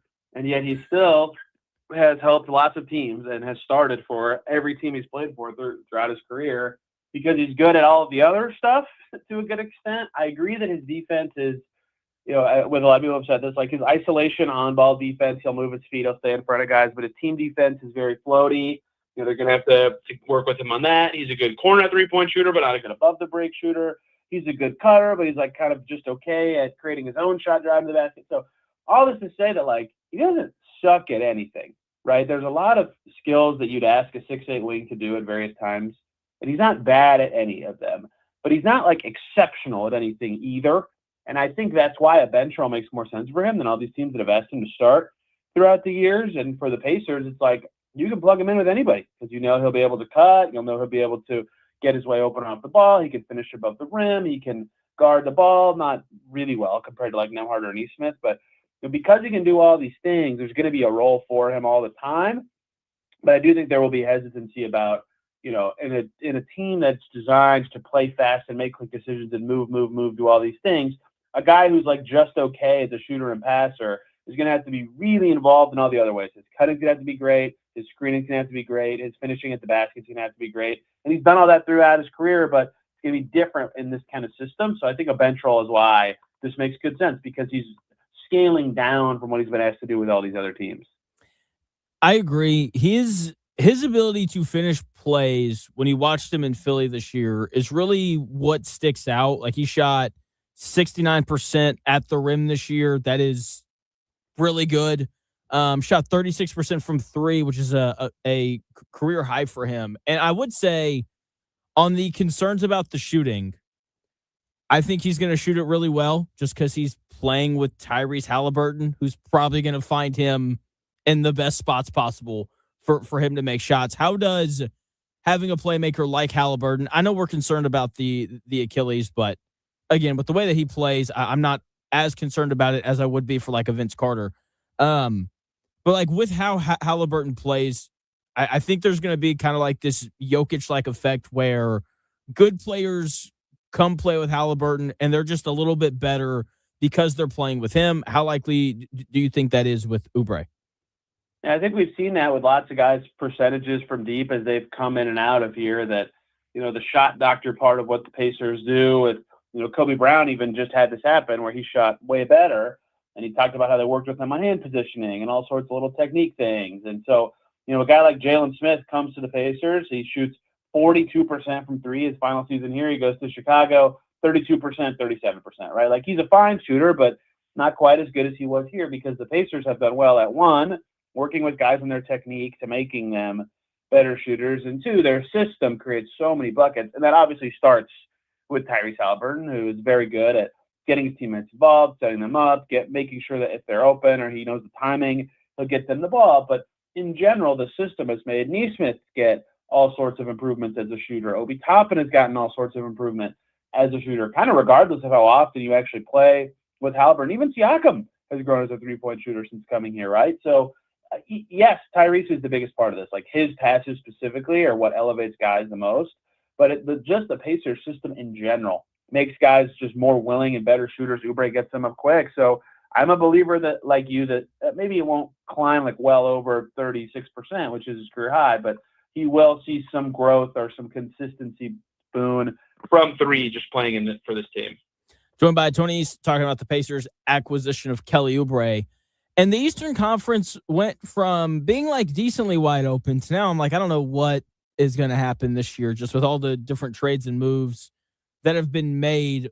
And look, like, we haven't seen any of these teams play yet, so the picture will become more clear once the season starts. But if you had to like tier the Eastern Conference, where do you think the Pacers are at, and what teams do you think that they're kind of fighting with right now? Yeah, it's like can I just do one tier 1 through 9? Yeah. I'm not actually going to do that, but like, the Knicks lose both of their two centers behind Cat with Porty and Robinson. They're worse. The Celtics just did something stupid. They're worse. The Pistons lost Tobias Harris and Duran's still floating out there and might be, pissed off this year. They might be just as good. Who knows? The Cavs, they're pretty good. The Heat are maybe better. Maybe their depth stinks. The Bucks are worse. The Magic haven't done anything. So the Hawks maybe are a little better, but they were like the 6th seed, right? So all these teams, like 1 through 9, include the Pacers in there. Who am I missing that was good last year in that range? Whatever. Toronto. Toronto might be way better because they have Kawhi now. But all these teams 1 through 9, I'm like, how many teams in the East think they're going to win a round next year? It might be 9, which is really crazy. The Knicks deserve a higher tier. The Raptors, I think, deserve a high tier. The Celtics, I guess, because of their system, deserve a high tier, and the Pistons won 60 games last year. So maybe that would be my top 4 that the Pacers are hoping they can crack into and be the 5th team. But they won 50 games last time they played. If Zubac isn't as great of a fit, or if Halliburton's not as good, who knows where they'll be. But I would say, like, that would, if I had to tier to be, that would be tier 1, and then the Heat, Pacers, Cavs, Sixers, Magic, Hawks would be a 6-team tier 2. But it's a strong conference all of a sudden. It is. You didn't bring up the Wizards either. Who? Yeah, they're gonna be bad. Oh, you think so? Oh, okay. Yes. Never mind then. AD is gonna play 25 games, and Trae Young is just not that level of guy. Like, he can raise your floor, but he's not getting you to the postseason, I don't think. Yeah, they're a step up, but like, if they flirted with the play-in, I don't think that would be surprising. Same thing with Charlotte. Even though they lost LaMelo, they'll be like, the only easy games, which feels like a stretch to say, is like Brooklyn, Chicago, and Milwaukee. Outside of that, like, you kind of have to show up every night to win games in the East, which is, I'm glad about that. I like watching high level hoops. Yeah, it's gonna be awesome. I can't wait. And the Pacers are lucky though; they play the Bulls and the Bucks like a million times a year because of the division. That helps. It does help. Joined by Tony East, talking about the Pacers' outlook in the Eastern Conference after all of the craziness that has happened. So Tony, last week I made a list after some of these trades happened. And I was like, these are just players in all sports that, like, I wouldn't want to bet on. Like, I had like Trae Young on there. I had John Morant on there. I would like to go back and put Paul George on that list. I don't think anyone's traded for Paul George and 4 years later been like, I'm glad we did that. And when you look at Philly now, like, they're more interesting, but I think that their depth stinks. When you look at Miami, like, they're obviously really interesting, but their depth stinks. Boston has depth, but I don't think that they have a real second star because Paul George isn't in a contract year, so he's probably only going to play like 30 games. And so it's, even though the East is deep, it still feels like all of these teams are deeply flawed. What do you think the Pacers' flaw would be? I mean, it might be that their system doesn't fit their new starting center and what that's going to have to do to what they play. Their flaw in the past, though, and this is something I'm not maybe concerned as a stretch, but I am going to scratch my chin and wonder how good they'll be on defense this year, because Turner, for all his, like, he was good for all his warts defensively, he could at least like move away from the basket, and they could switch at times if things got too complicated against a certain opponent. Like with Zubats, you are a 1 or 2 coverage team. He's not very fast. You're dropping a lot. He's not going to get up that high on these screens, right? He's going to mash at the basket. He's a good defender. He's a really good defender at the basket. He's a really good rebounder. Like, that's all great. That's all really important for what they're going to do. And maybe that raises their defense. And I'm wrong here, but if he's not like a huge elevator of their defense, they have like 2 great defenders and then a bunch of okay ones. And that's going to be interesting to see, especially last year. I thought last year when their best players were available, they would be like the 10th to 15th best defense and then like horrible on offense. And I was right about half that. They were horrible on offense, but their defense wasn't good for a lot of the season. And so I just kind of wonder if the roster and the schematically, the way they, I just lost my train of thought mid-sentence, but the schematics of how they play defense is just not going to be enough for them to be that great on that end of the floor, despite a team with Nembhard, Neesmith, Zubac, Siakam, Oubre, McConnell feels like it should be good enough, but they never have been. And so if they're struggling with fit or speed at the 5 on defense or whatever, they might not be a good defensive team at all, and that might be the thing that holds them back from what they want.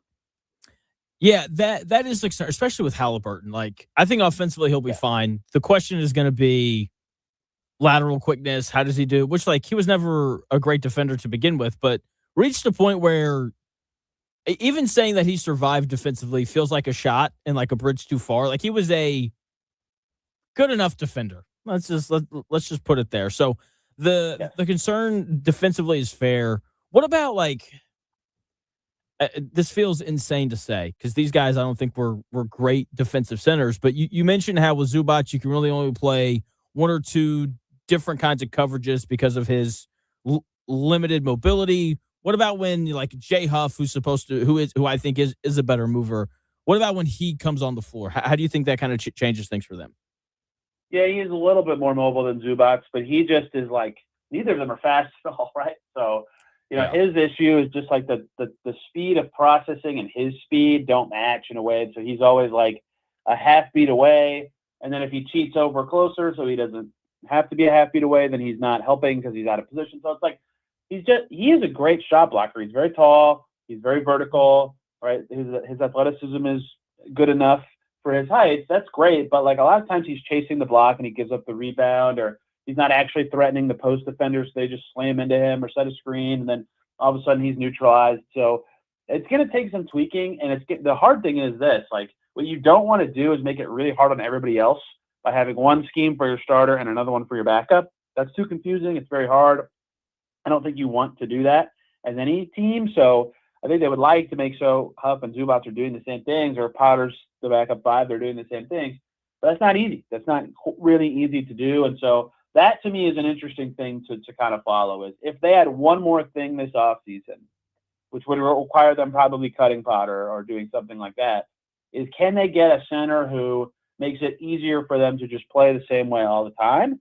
Or do they want to go the opposite and get somebody who can like be the exact opposite of Zubac, like a shooter type who's quick and nimble, and just say, screw it? But I would think that if they're going to make another move, would do that. Look at backup 5 and see if there's a more snug system-to-system fit from starter to bench, and then Huff is okay at it, and he's your third big. But that's just me spitballing because I'm not really sure how that's going to go.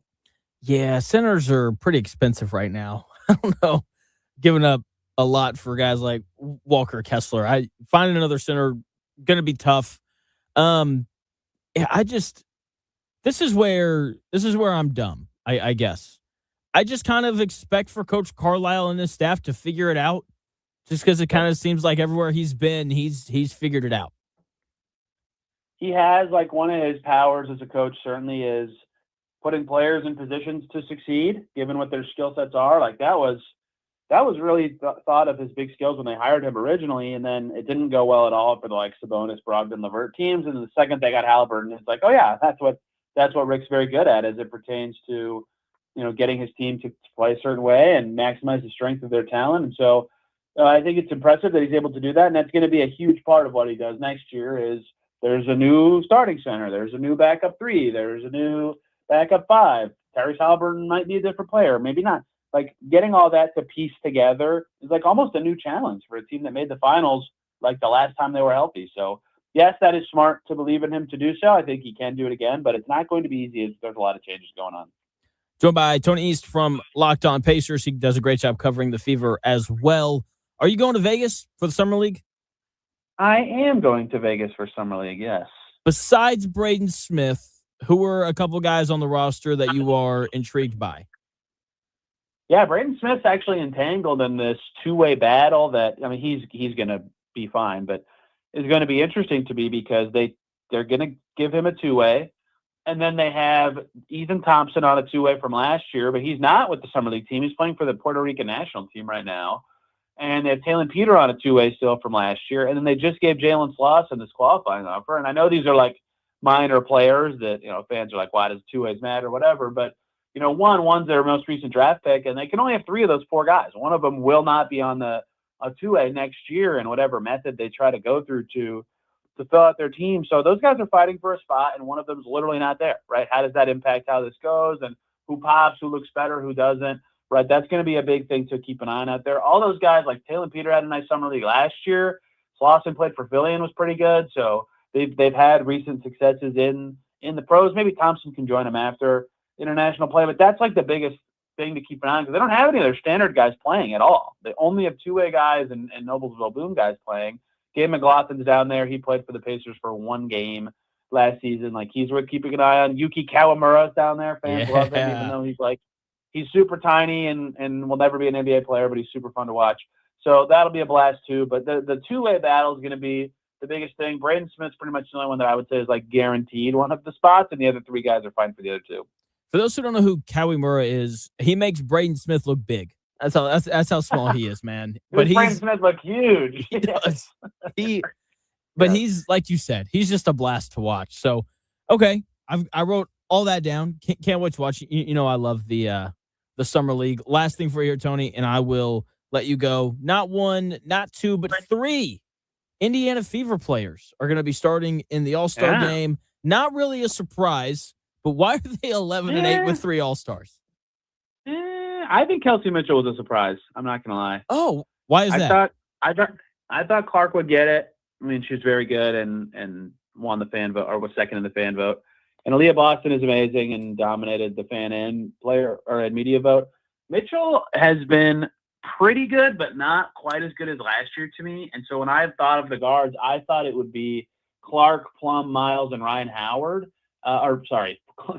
Clark, Beckers, Miles, and Ryan Howard. And then Plum got hurt, and that really hurt her chances. But Mitchell getting one of those spots instead of Howard surprised me, even though she deserves to be an all-star, period, like on a team. I just am surprised she's a starter. That said, they're all obviously awesome and very good.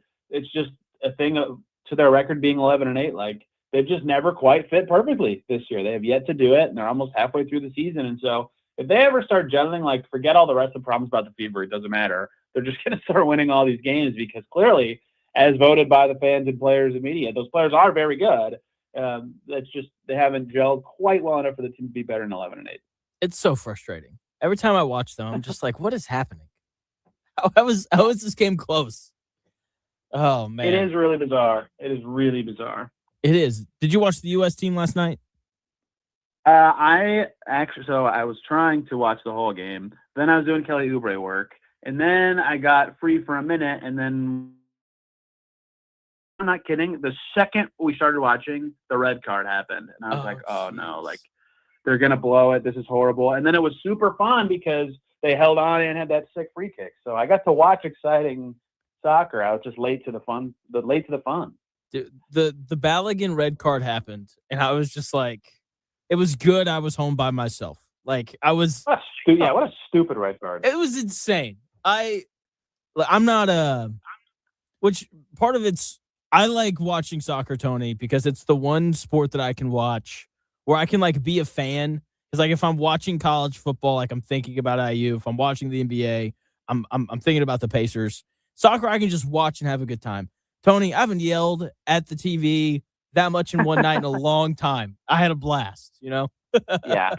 I think everybody, like even people who don't want the USA to win, are like, that's a red. Like people who cover soccer for other countries were like comparing it to a Messi foul Yeah. from earlier in the tournament. Yeah, it was pretty surprising. Yeah. And now he can't play on Monday, which is just brutal. Yeah, it's stupid. But hey, it's all right. Tony, thank you for your time as always, man. I'm assuming you've got stuff going up on Ubre. I know you did a little mini pod. What else you got going on for the Pacers and the Fever?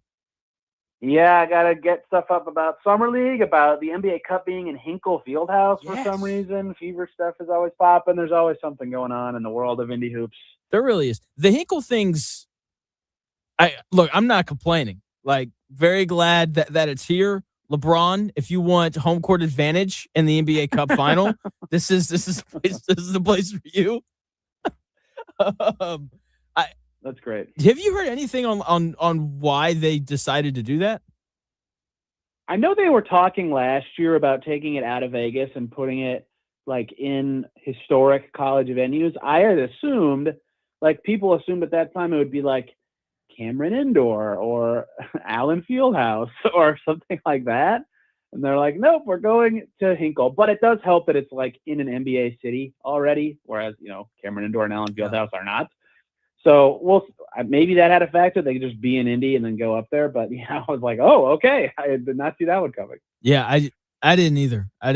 Okay, last thing for real here.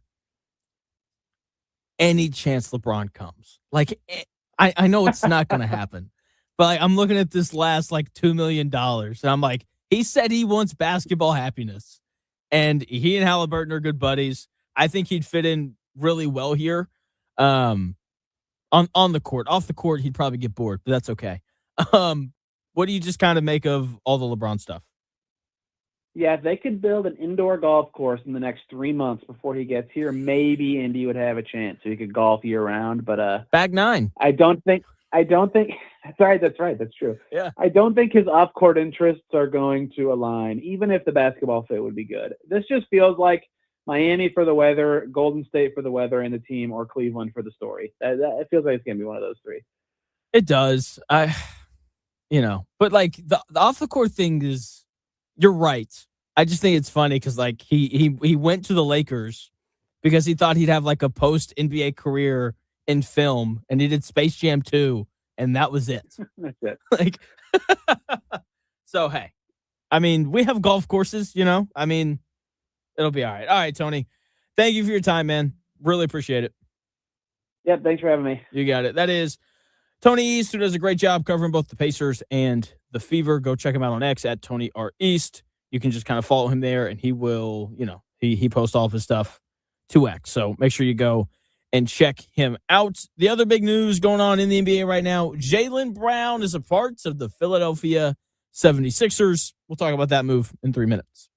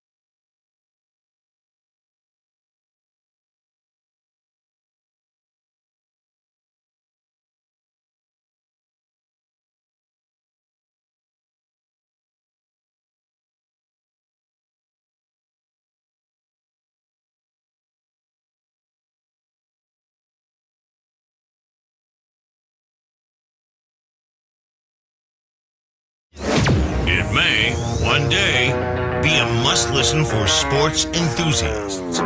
Yeah, and monkeys might fly out of my butt. Uh-oh. The Real Jonathan Smith Show on Indy Sports Ticket 1430 AM, 93.9 HD2, and always on the free Indy Sports Ticket app. I made a grave mistake. What'd you do? I meant to pitch our sperm clinic idea to Colt. Oh, man. I completely forgot to do that. Gosh dang it. Oh, what a bummer. Because the look on his face when we described that would have been priceless. Oh, man. Welcome into the Real Jonathan Smith Show here on Indy Sports Ticket. Thank you for tuning in, no matter how you're tuning in, whether that's YouTube, Indy Sports Ticket. If you want to head over there and subscribe, you can watch the show on X__Jonathan Smith to follow me there and watch the show there. You can also listen on the Indy Sports Ticket app or 1430 AM if you're driving around the Indianapolis area. Chris, did I ask you your thoughts on the Jaylen Brown trade? I think so. I texted you about it. You sent me a photo of your former brother-in-law with Paul George. That's what you sent me. You're like, I couldn't find the photo of me. No, before that. Here's my former brother-in-law. Well, when the news broke, I sent you a text about it. Right? That's the trade we were talking about for Paul George. Yeah. So I kind of told you, and I was like, I probably wouldn't have done that because, he's not as good as he used to be. You just said you sent me a screenshot of the trade, and then you said, wow. I said another team betting on Paul George, and then you said I would have kept Brown. Yeah, okay. So yeah, I would have kept you Brown. Sent me a photo of your brother-in-law. Yeah. So I told you that we met Paul George at the Pacers draft party years ago. I think it was 2011 or something like that. But anyway, the only picture I could find was of my ex-brother-in-law. I couldn't find the one I got with him, which is why I sent it. But my thought on that is that Boston really missed out on landing Giannis. So they were like, let's go with the ugly girlfriend's, with the girlfriend's ugly friend or whatever, which is Paul George, right, at the bar. Giannis They kind of had to settle. It's 2:00. It's almost 3:00, almost closing time. There's my analogy. But no, that's a good one because they looked around and everyone else had kind of pulled out. Like I was listening to the Shams report, and apparently the 76ers made this offer early. Boston was like, get out of here. And they didn't. They just kind of hung around.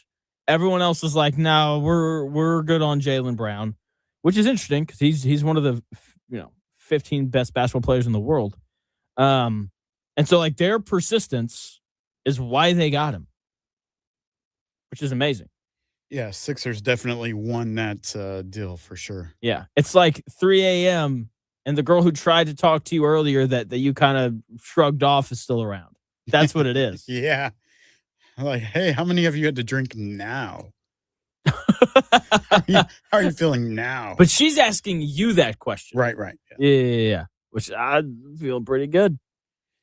So, yeah, I don't know, man. I don't know what's going to happen with the Celtics next season. I don't expect much out of Paul George. He's going to play like 20 games and be injured the rest of the season. It's such an interesting thing because, like, seriously, every team in the East has some sort of problem that should be good. Like when Miami doesn't have enough shooting or depth around Bam and Giannis. The Hornets lost LaMelo, so they won't be very good. Tony East was on. He kind of went through some of the questions he has about the Pacers and their defense because Zubac just isn't as mobile as Miles Turner was. The Wizards are going to get like 7 games out of Anthony Davis. Milwaukee, Chicago, and Brooklyn are all going to be bad.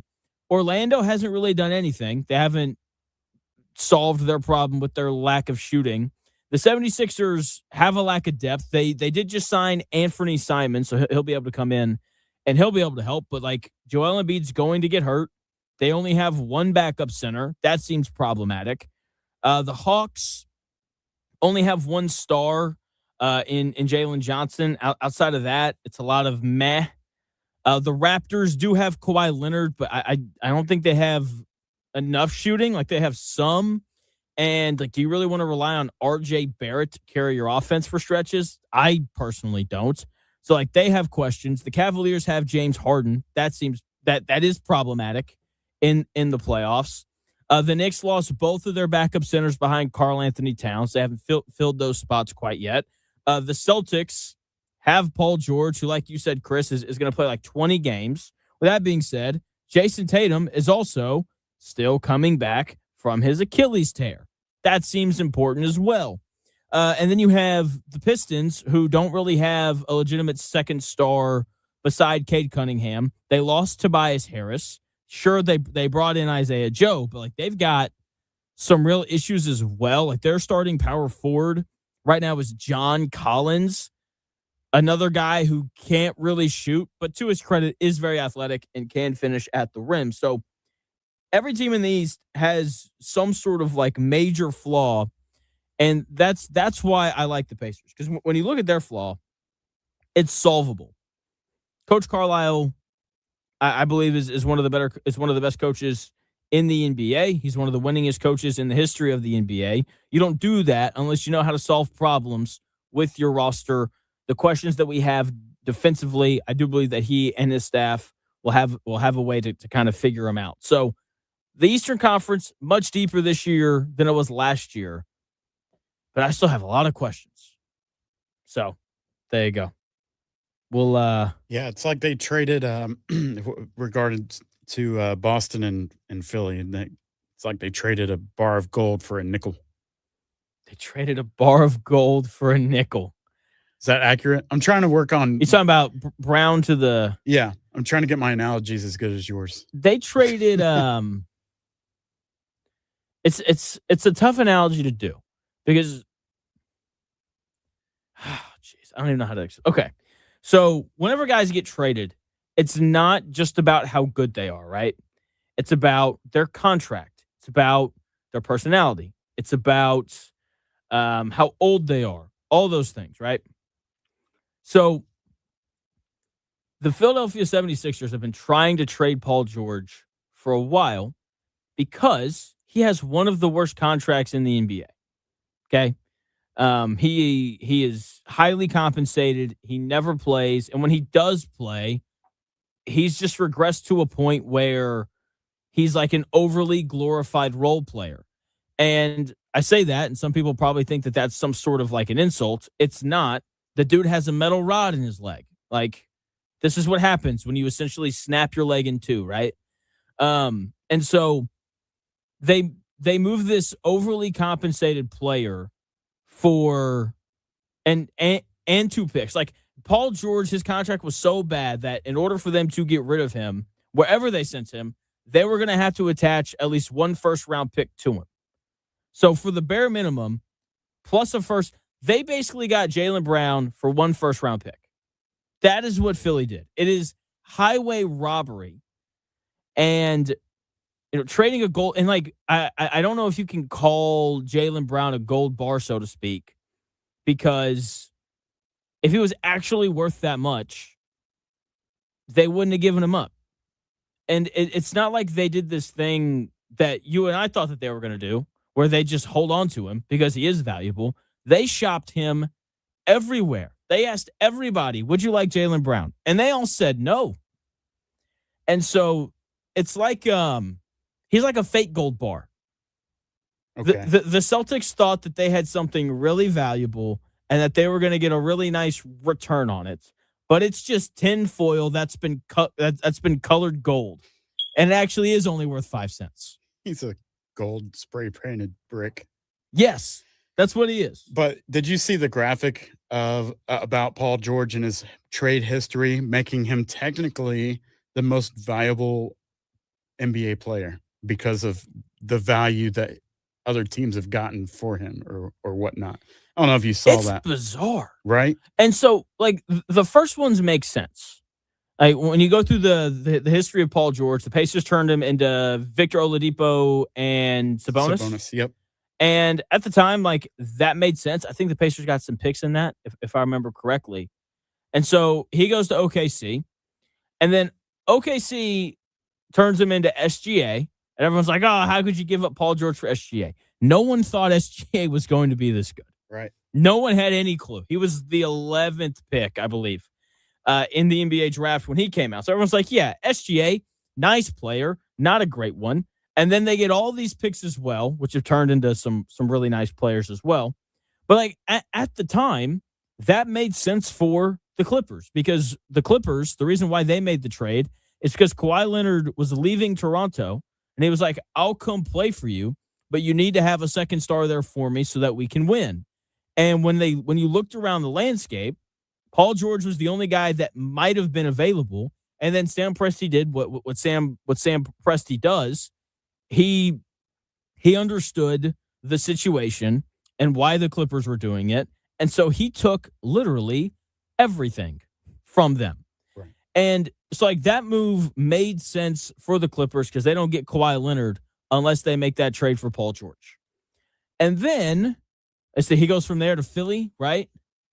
Was he a free agent? I can't remember if that was a trade or not. I think it was a free agent. I'm trying to think here. Because obviously he ends up in Boston because of that. Or he ends up in Boston because of this trade. And I think at some point, if you're Boston, you just get so desperate to move the guy that you just kind of take whatever's best available. Okay. Is Boston now with Paul George and a Anthony Richardson situation? What do you mean by that? Like, are they going to have, you just said they were going to have trouble moving him, like, whenever his time is done with Boston. Are they just going to be stuck with him? They're going to cut him or whatever? Like, who would you rather have? Than Paul George? Yeah. Just about anybody. Okay. So that's right. It was free agency. The Clippers didn't want to give Paul George the extra year on his contract. Philly offered him the fourth year, and that's why he left. That's how that happened. There you go. Okay. So, and obviously now he's in Boston. So it's a little bit different, right? Because the reason why Paul George is hard to move isn't because he's bad. Like the reason why Anthony Richardson is hard to trade is because Anthony Richardson isn't good at football, right? But the reason why Paul George is hard to trade is because he's so expensive. Like, I'm trying to figure out how to equate it. It's like Paul George is like if Daniel Jones was paid the most amount of money that the Colts could have paid him. It's like, yeah, Daniel Jones is a good quarterback, but if I'm paying Daniel Jones the max amount that I can pay him, that's not good for the rest of my team. Got it. Yeah. That is how it is with Paul George. Makes sense. And so, look, he does some things that Boston likes. Like he can really shoot it, right? Like that is one of the things with him that has always really kind of popped. I think he shot like 43% from three last year. That sounds right. Okay, there he is. Cool. Yeah, he shot. No, he shot 39% from three last year. He's a career 39% 3-point shooter. Like he can really shoot it, which, you know, the Celtics like that because they take a lot of jumpers. But at the same time, like you need someone who can get to the rim and is willing to go to the rim. And as Paul George has gotten older, he goes to the rim less and less. And so at some point, you know, you have to make a deal when you're in this deep. They were obviously fed up with Jaylen Brown and everything that he had going on. But to trade him to arguably their biggest rival, because that's what Philly and Boston are, is kind of crazy. That's the other shocking part of this that I don't think people are covering enough. It's like they not only traded him, they traded him in division. They're going to play each other 4 times a year. Made their rivals better. That's crazy. It really did. Oh, Jaylen Brown released a statement. Oh, jeez. Oh, it's really long. Okay. That's what she said. Nice. Jeez. I'll read through it. If it's worthy of the air, then I'll air it out a little bit and we'll get into it. So let me read that. We'll talk more about Jaylen Brown and people's weird obsession with Paul George in 3 minutes.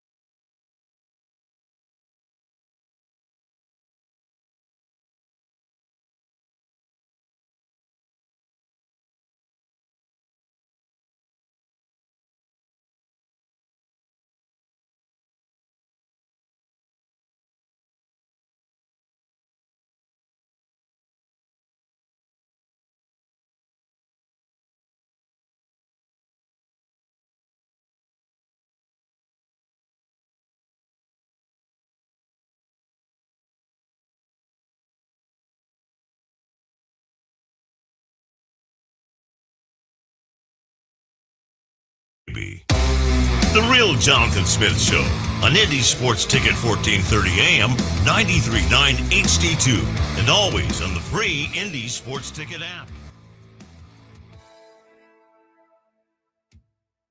I got to give myself a little bit of a buffer.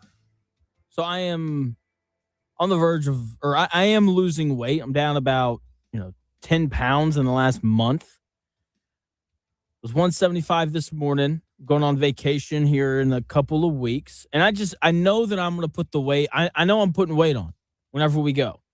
So my goal is to get to under 170 before vacation. That way, when we come back, I'm at like 175. Chris, you ever do anything like that? Maybe not that strict, but I see where you're going with it, and I wish you good luck. Thank you. I should have said something earlier. You'd have been like, Jonathan, don't eat that croissant. Croissant. Croissant. Croissant. Yeah, that probably didn't help. But now's the time, right now, after that croissant. That's right. I'm getting my steps in after the show. We need to put a scale in here for that. I have a scale I can bring in. Oh, for my weight every day? We can check our weight, yeah. Dude, I weigh myself every morning. Yeah. I was 175.4 pounds this morning. There you go. We're getting there. I think yesterday you were 174. Yesterday I was 176. I slacked I've been slacking a little bit. I saw that 174, started feeling myself, and those numbers were like, stop doing that, and then it went back up. So if you hit your goal below 170 before your vacation, what are you seeking out on your vacation so you can just blow the doors off the hinges? You know what I mean? When I go on vacation, I eat everything. Oh, yeah? I eat everything. What does everything entail? Whatever. Like we went on. You like Kirby? Like the video game Kirby where you dude, just I had inhale everything? Oh, what's it called? I had what's it called? I had escargot the last time I was on vacation. I'll eat it. I'll eat anything just about when I'm on vacation. Like that is one of the things that I enjoy. I don't like pay attention to calories or anything like that. Like I'm just going to go, I'm going to eat everything I can, and it's going to be magical. Right. Yeah. I know, like when Dan was here, he was working towards like a bucket of KFC. I was just wondering if there was something in particular. I'm working towards being able to dunk. Once I can do that. I meant like food-wise, though. I don't know. I kind of had my binge eating thing happen last night. So when I was in college, and I want to do this once a month for myself. When I was in college, whenever there was like a big college football game on or something like that, there was a barbecue restaurant in Arkadelphia, Arkansas. It's called Fat Boys. Okay. It's awesome. Awesome. Incredible food.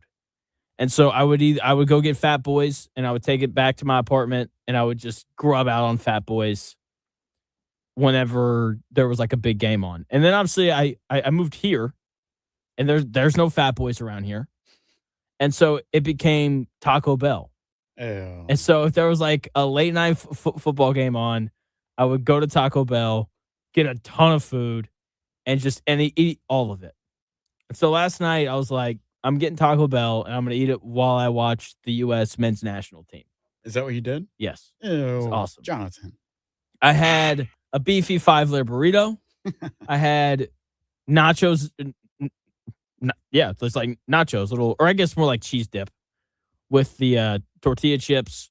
I had a cheesy gordita crunch, the best thing on their menu. So freaking good. I had a Doritos Locos taco, and I had like this foldable thing that's basically a quesadilla. Incredible time. Okay. Yep. And then guess what? I came in here this morning, dropped it all off in the bathroom over there. That's great. Thanks for sharing. And if you're trying to get to 170, that's also not the right. Actually, so I woke up 176 yesterday. I woke up 175 today. You can eat whatever you want. You just can't go over however many calories you burn. Okay? Fair enough. There's a scientist. He did a study, and he basically lived on Doritos and Twinkies, and he lost a ton of weight. Really? Yep, he lost a ton of weight because he just didn't consume more calories than he burned. Interesting. So there you go. All right. I need to rethink my life and diet. Enough on my my dieting journey. What did we learn today, Chris? All right, class. What did we learn today? Settle down, children. It's time to find out what we learned today on the Real Jonathan Smith Show. This has been the Get In, Stupid, We're Going to Climb the Empire State Building edition of the Real Jonathan Smith Show. And today we learned that Jonathan would rather fight a raccoon instead of a wasp. Yep. You guys didn't hear that story, but I did. Yep. So I learned it here. I went to battle with the wasp this morning, and I emerged victorious. He was proud of himself, too.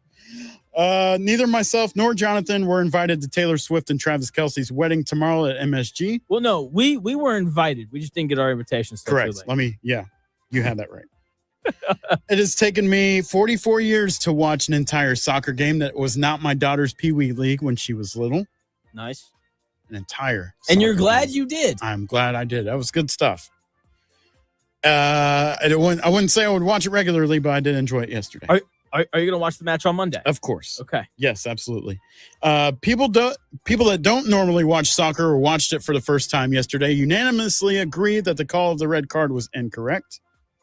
We also learned that Jonathan apparently yells at the TV when his wife goes line dancing without him. Good stuff. Oh, man. We learned that LeBron possibly going back to Cleveland could be like going back to an ex-wife and getting worse result than the first time. I think that's all I had. Yeah. Is there anything that you learned today? We missed something yesterday. Okay. We learned that Jonathan does a pretty good impression of Kawhi Leonard. I said that. Oh, you did? I said that. You weren't listening. And I said you sounded like Jay-Z, and then you did the impression, remember? That's right. You're right. You're right. But in case you missed it, what we learned this week is that Jonathan does a great impression of Kawhi Leonard's laugh, which sounds like this. That's what he does. Fabulous. We're off tomorrow, man. I hope you guys have a great weekend and That's right. Be safe and come back on Monday with all your fingers and toes. That's right. We'll be off. Everybody go to C. Fitch's house. He loves fireworks. Go and cooking up. Go blow those things up and have a great weekend. We will talk to you on Monday starting at noon. See ya.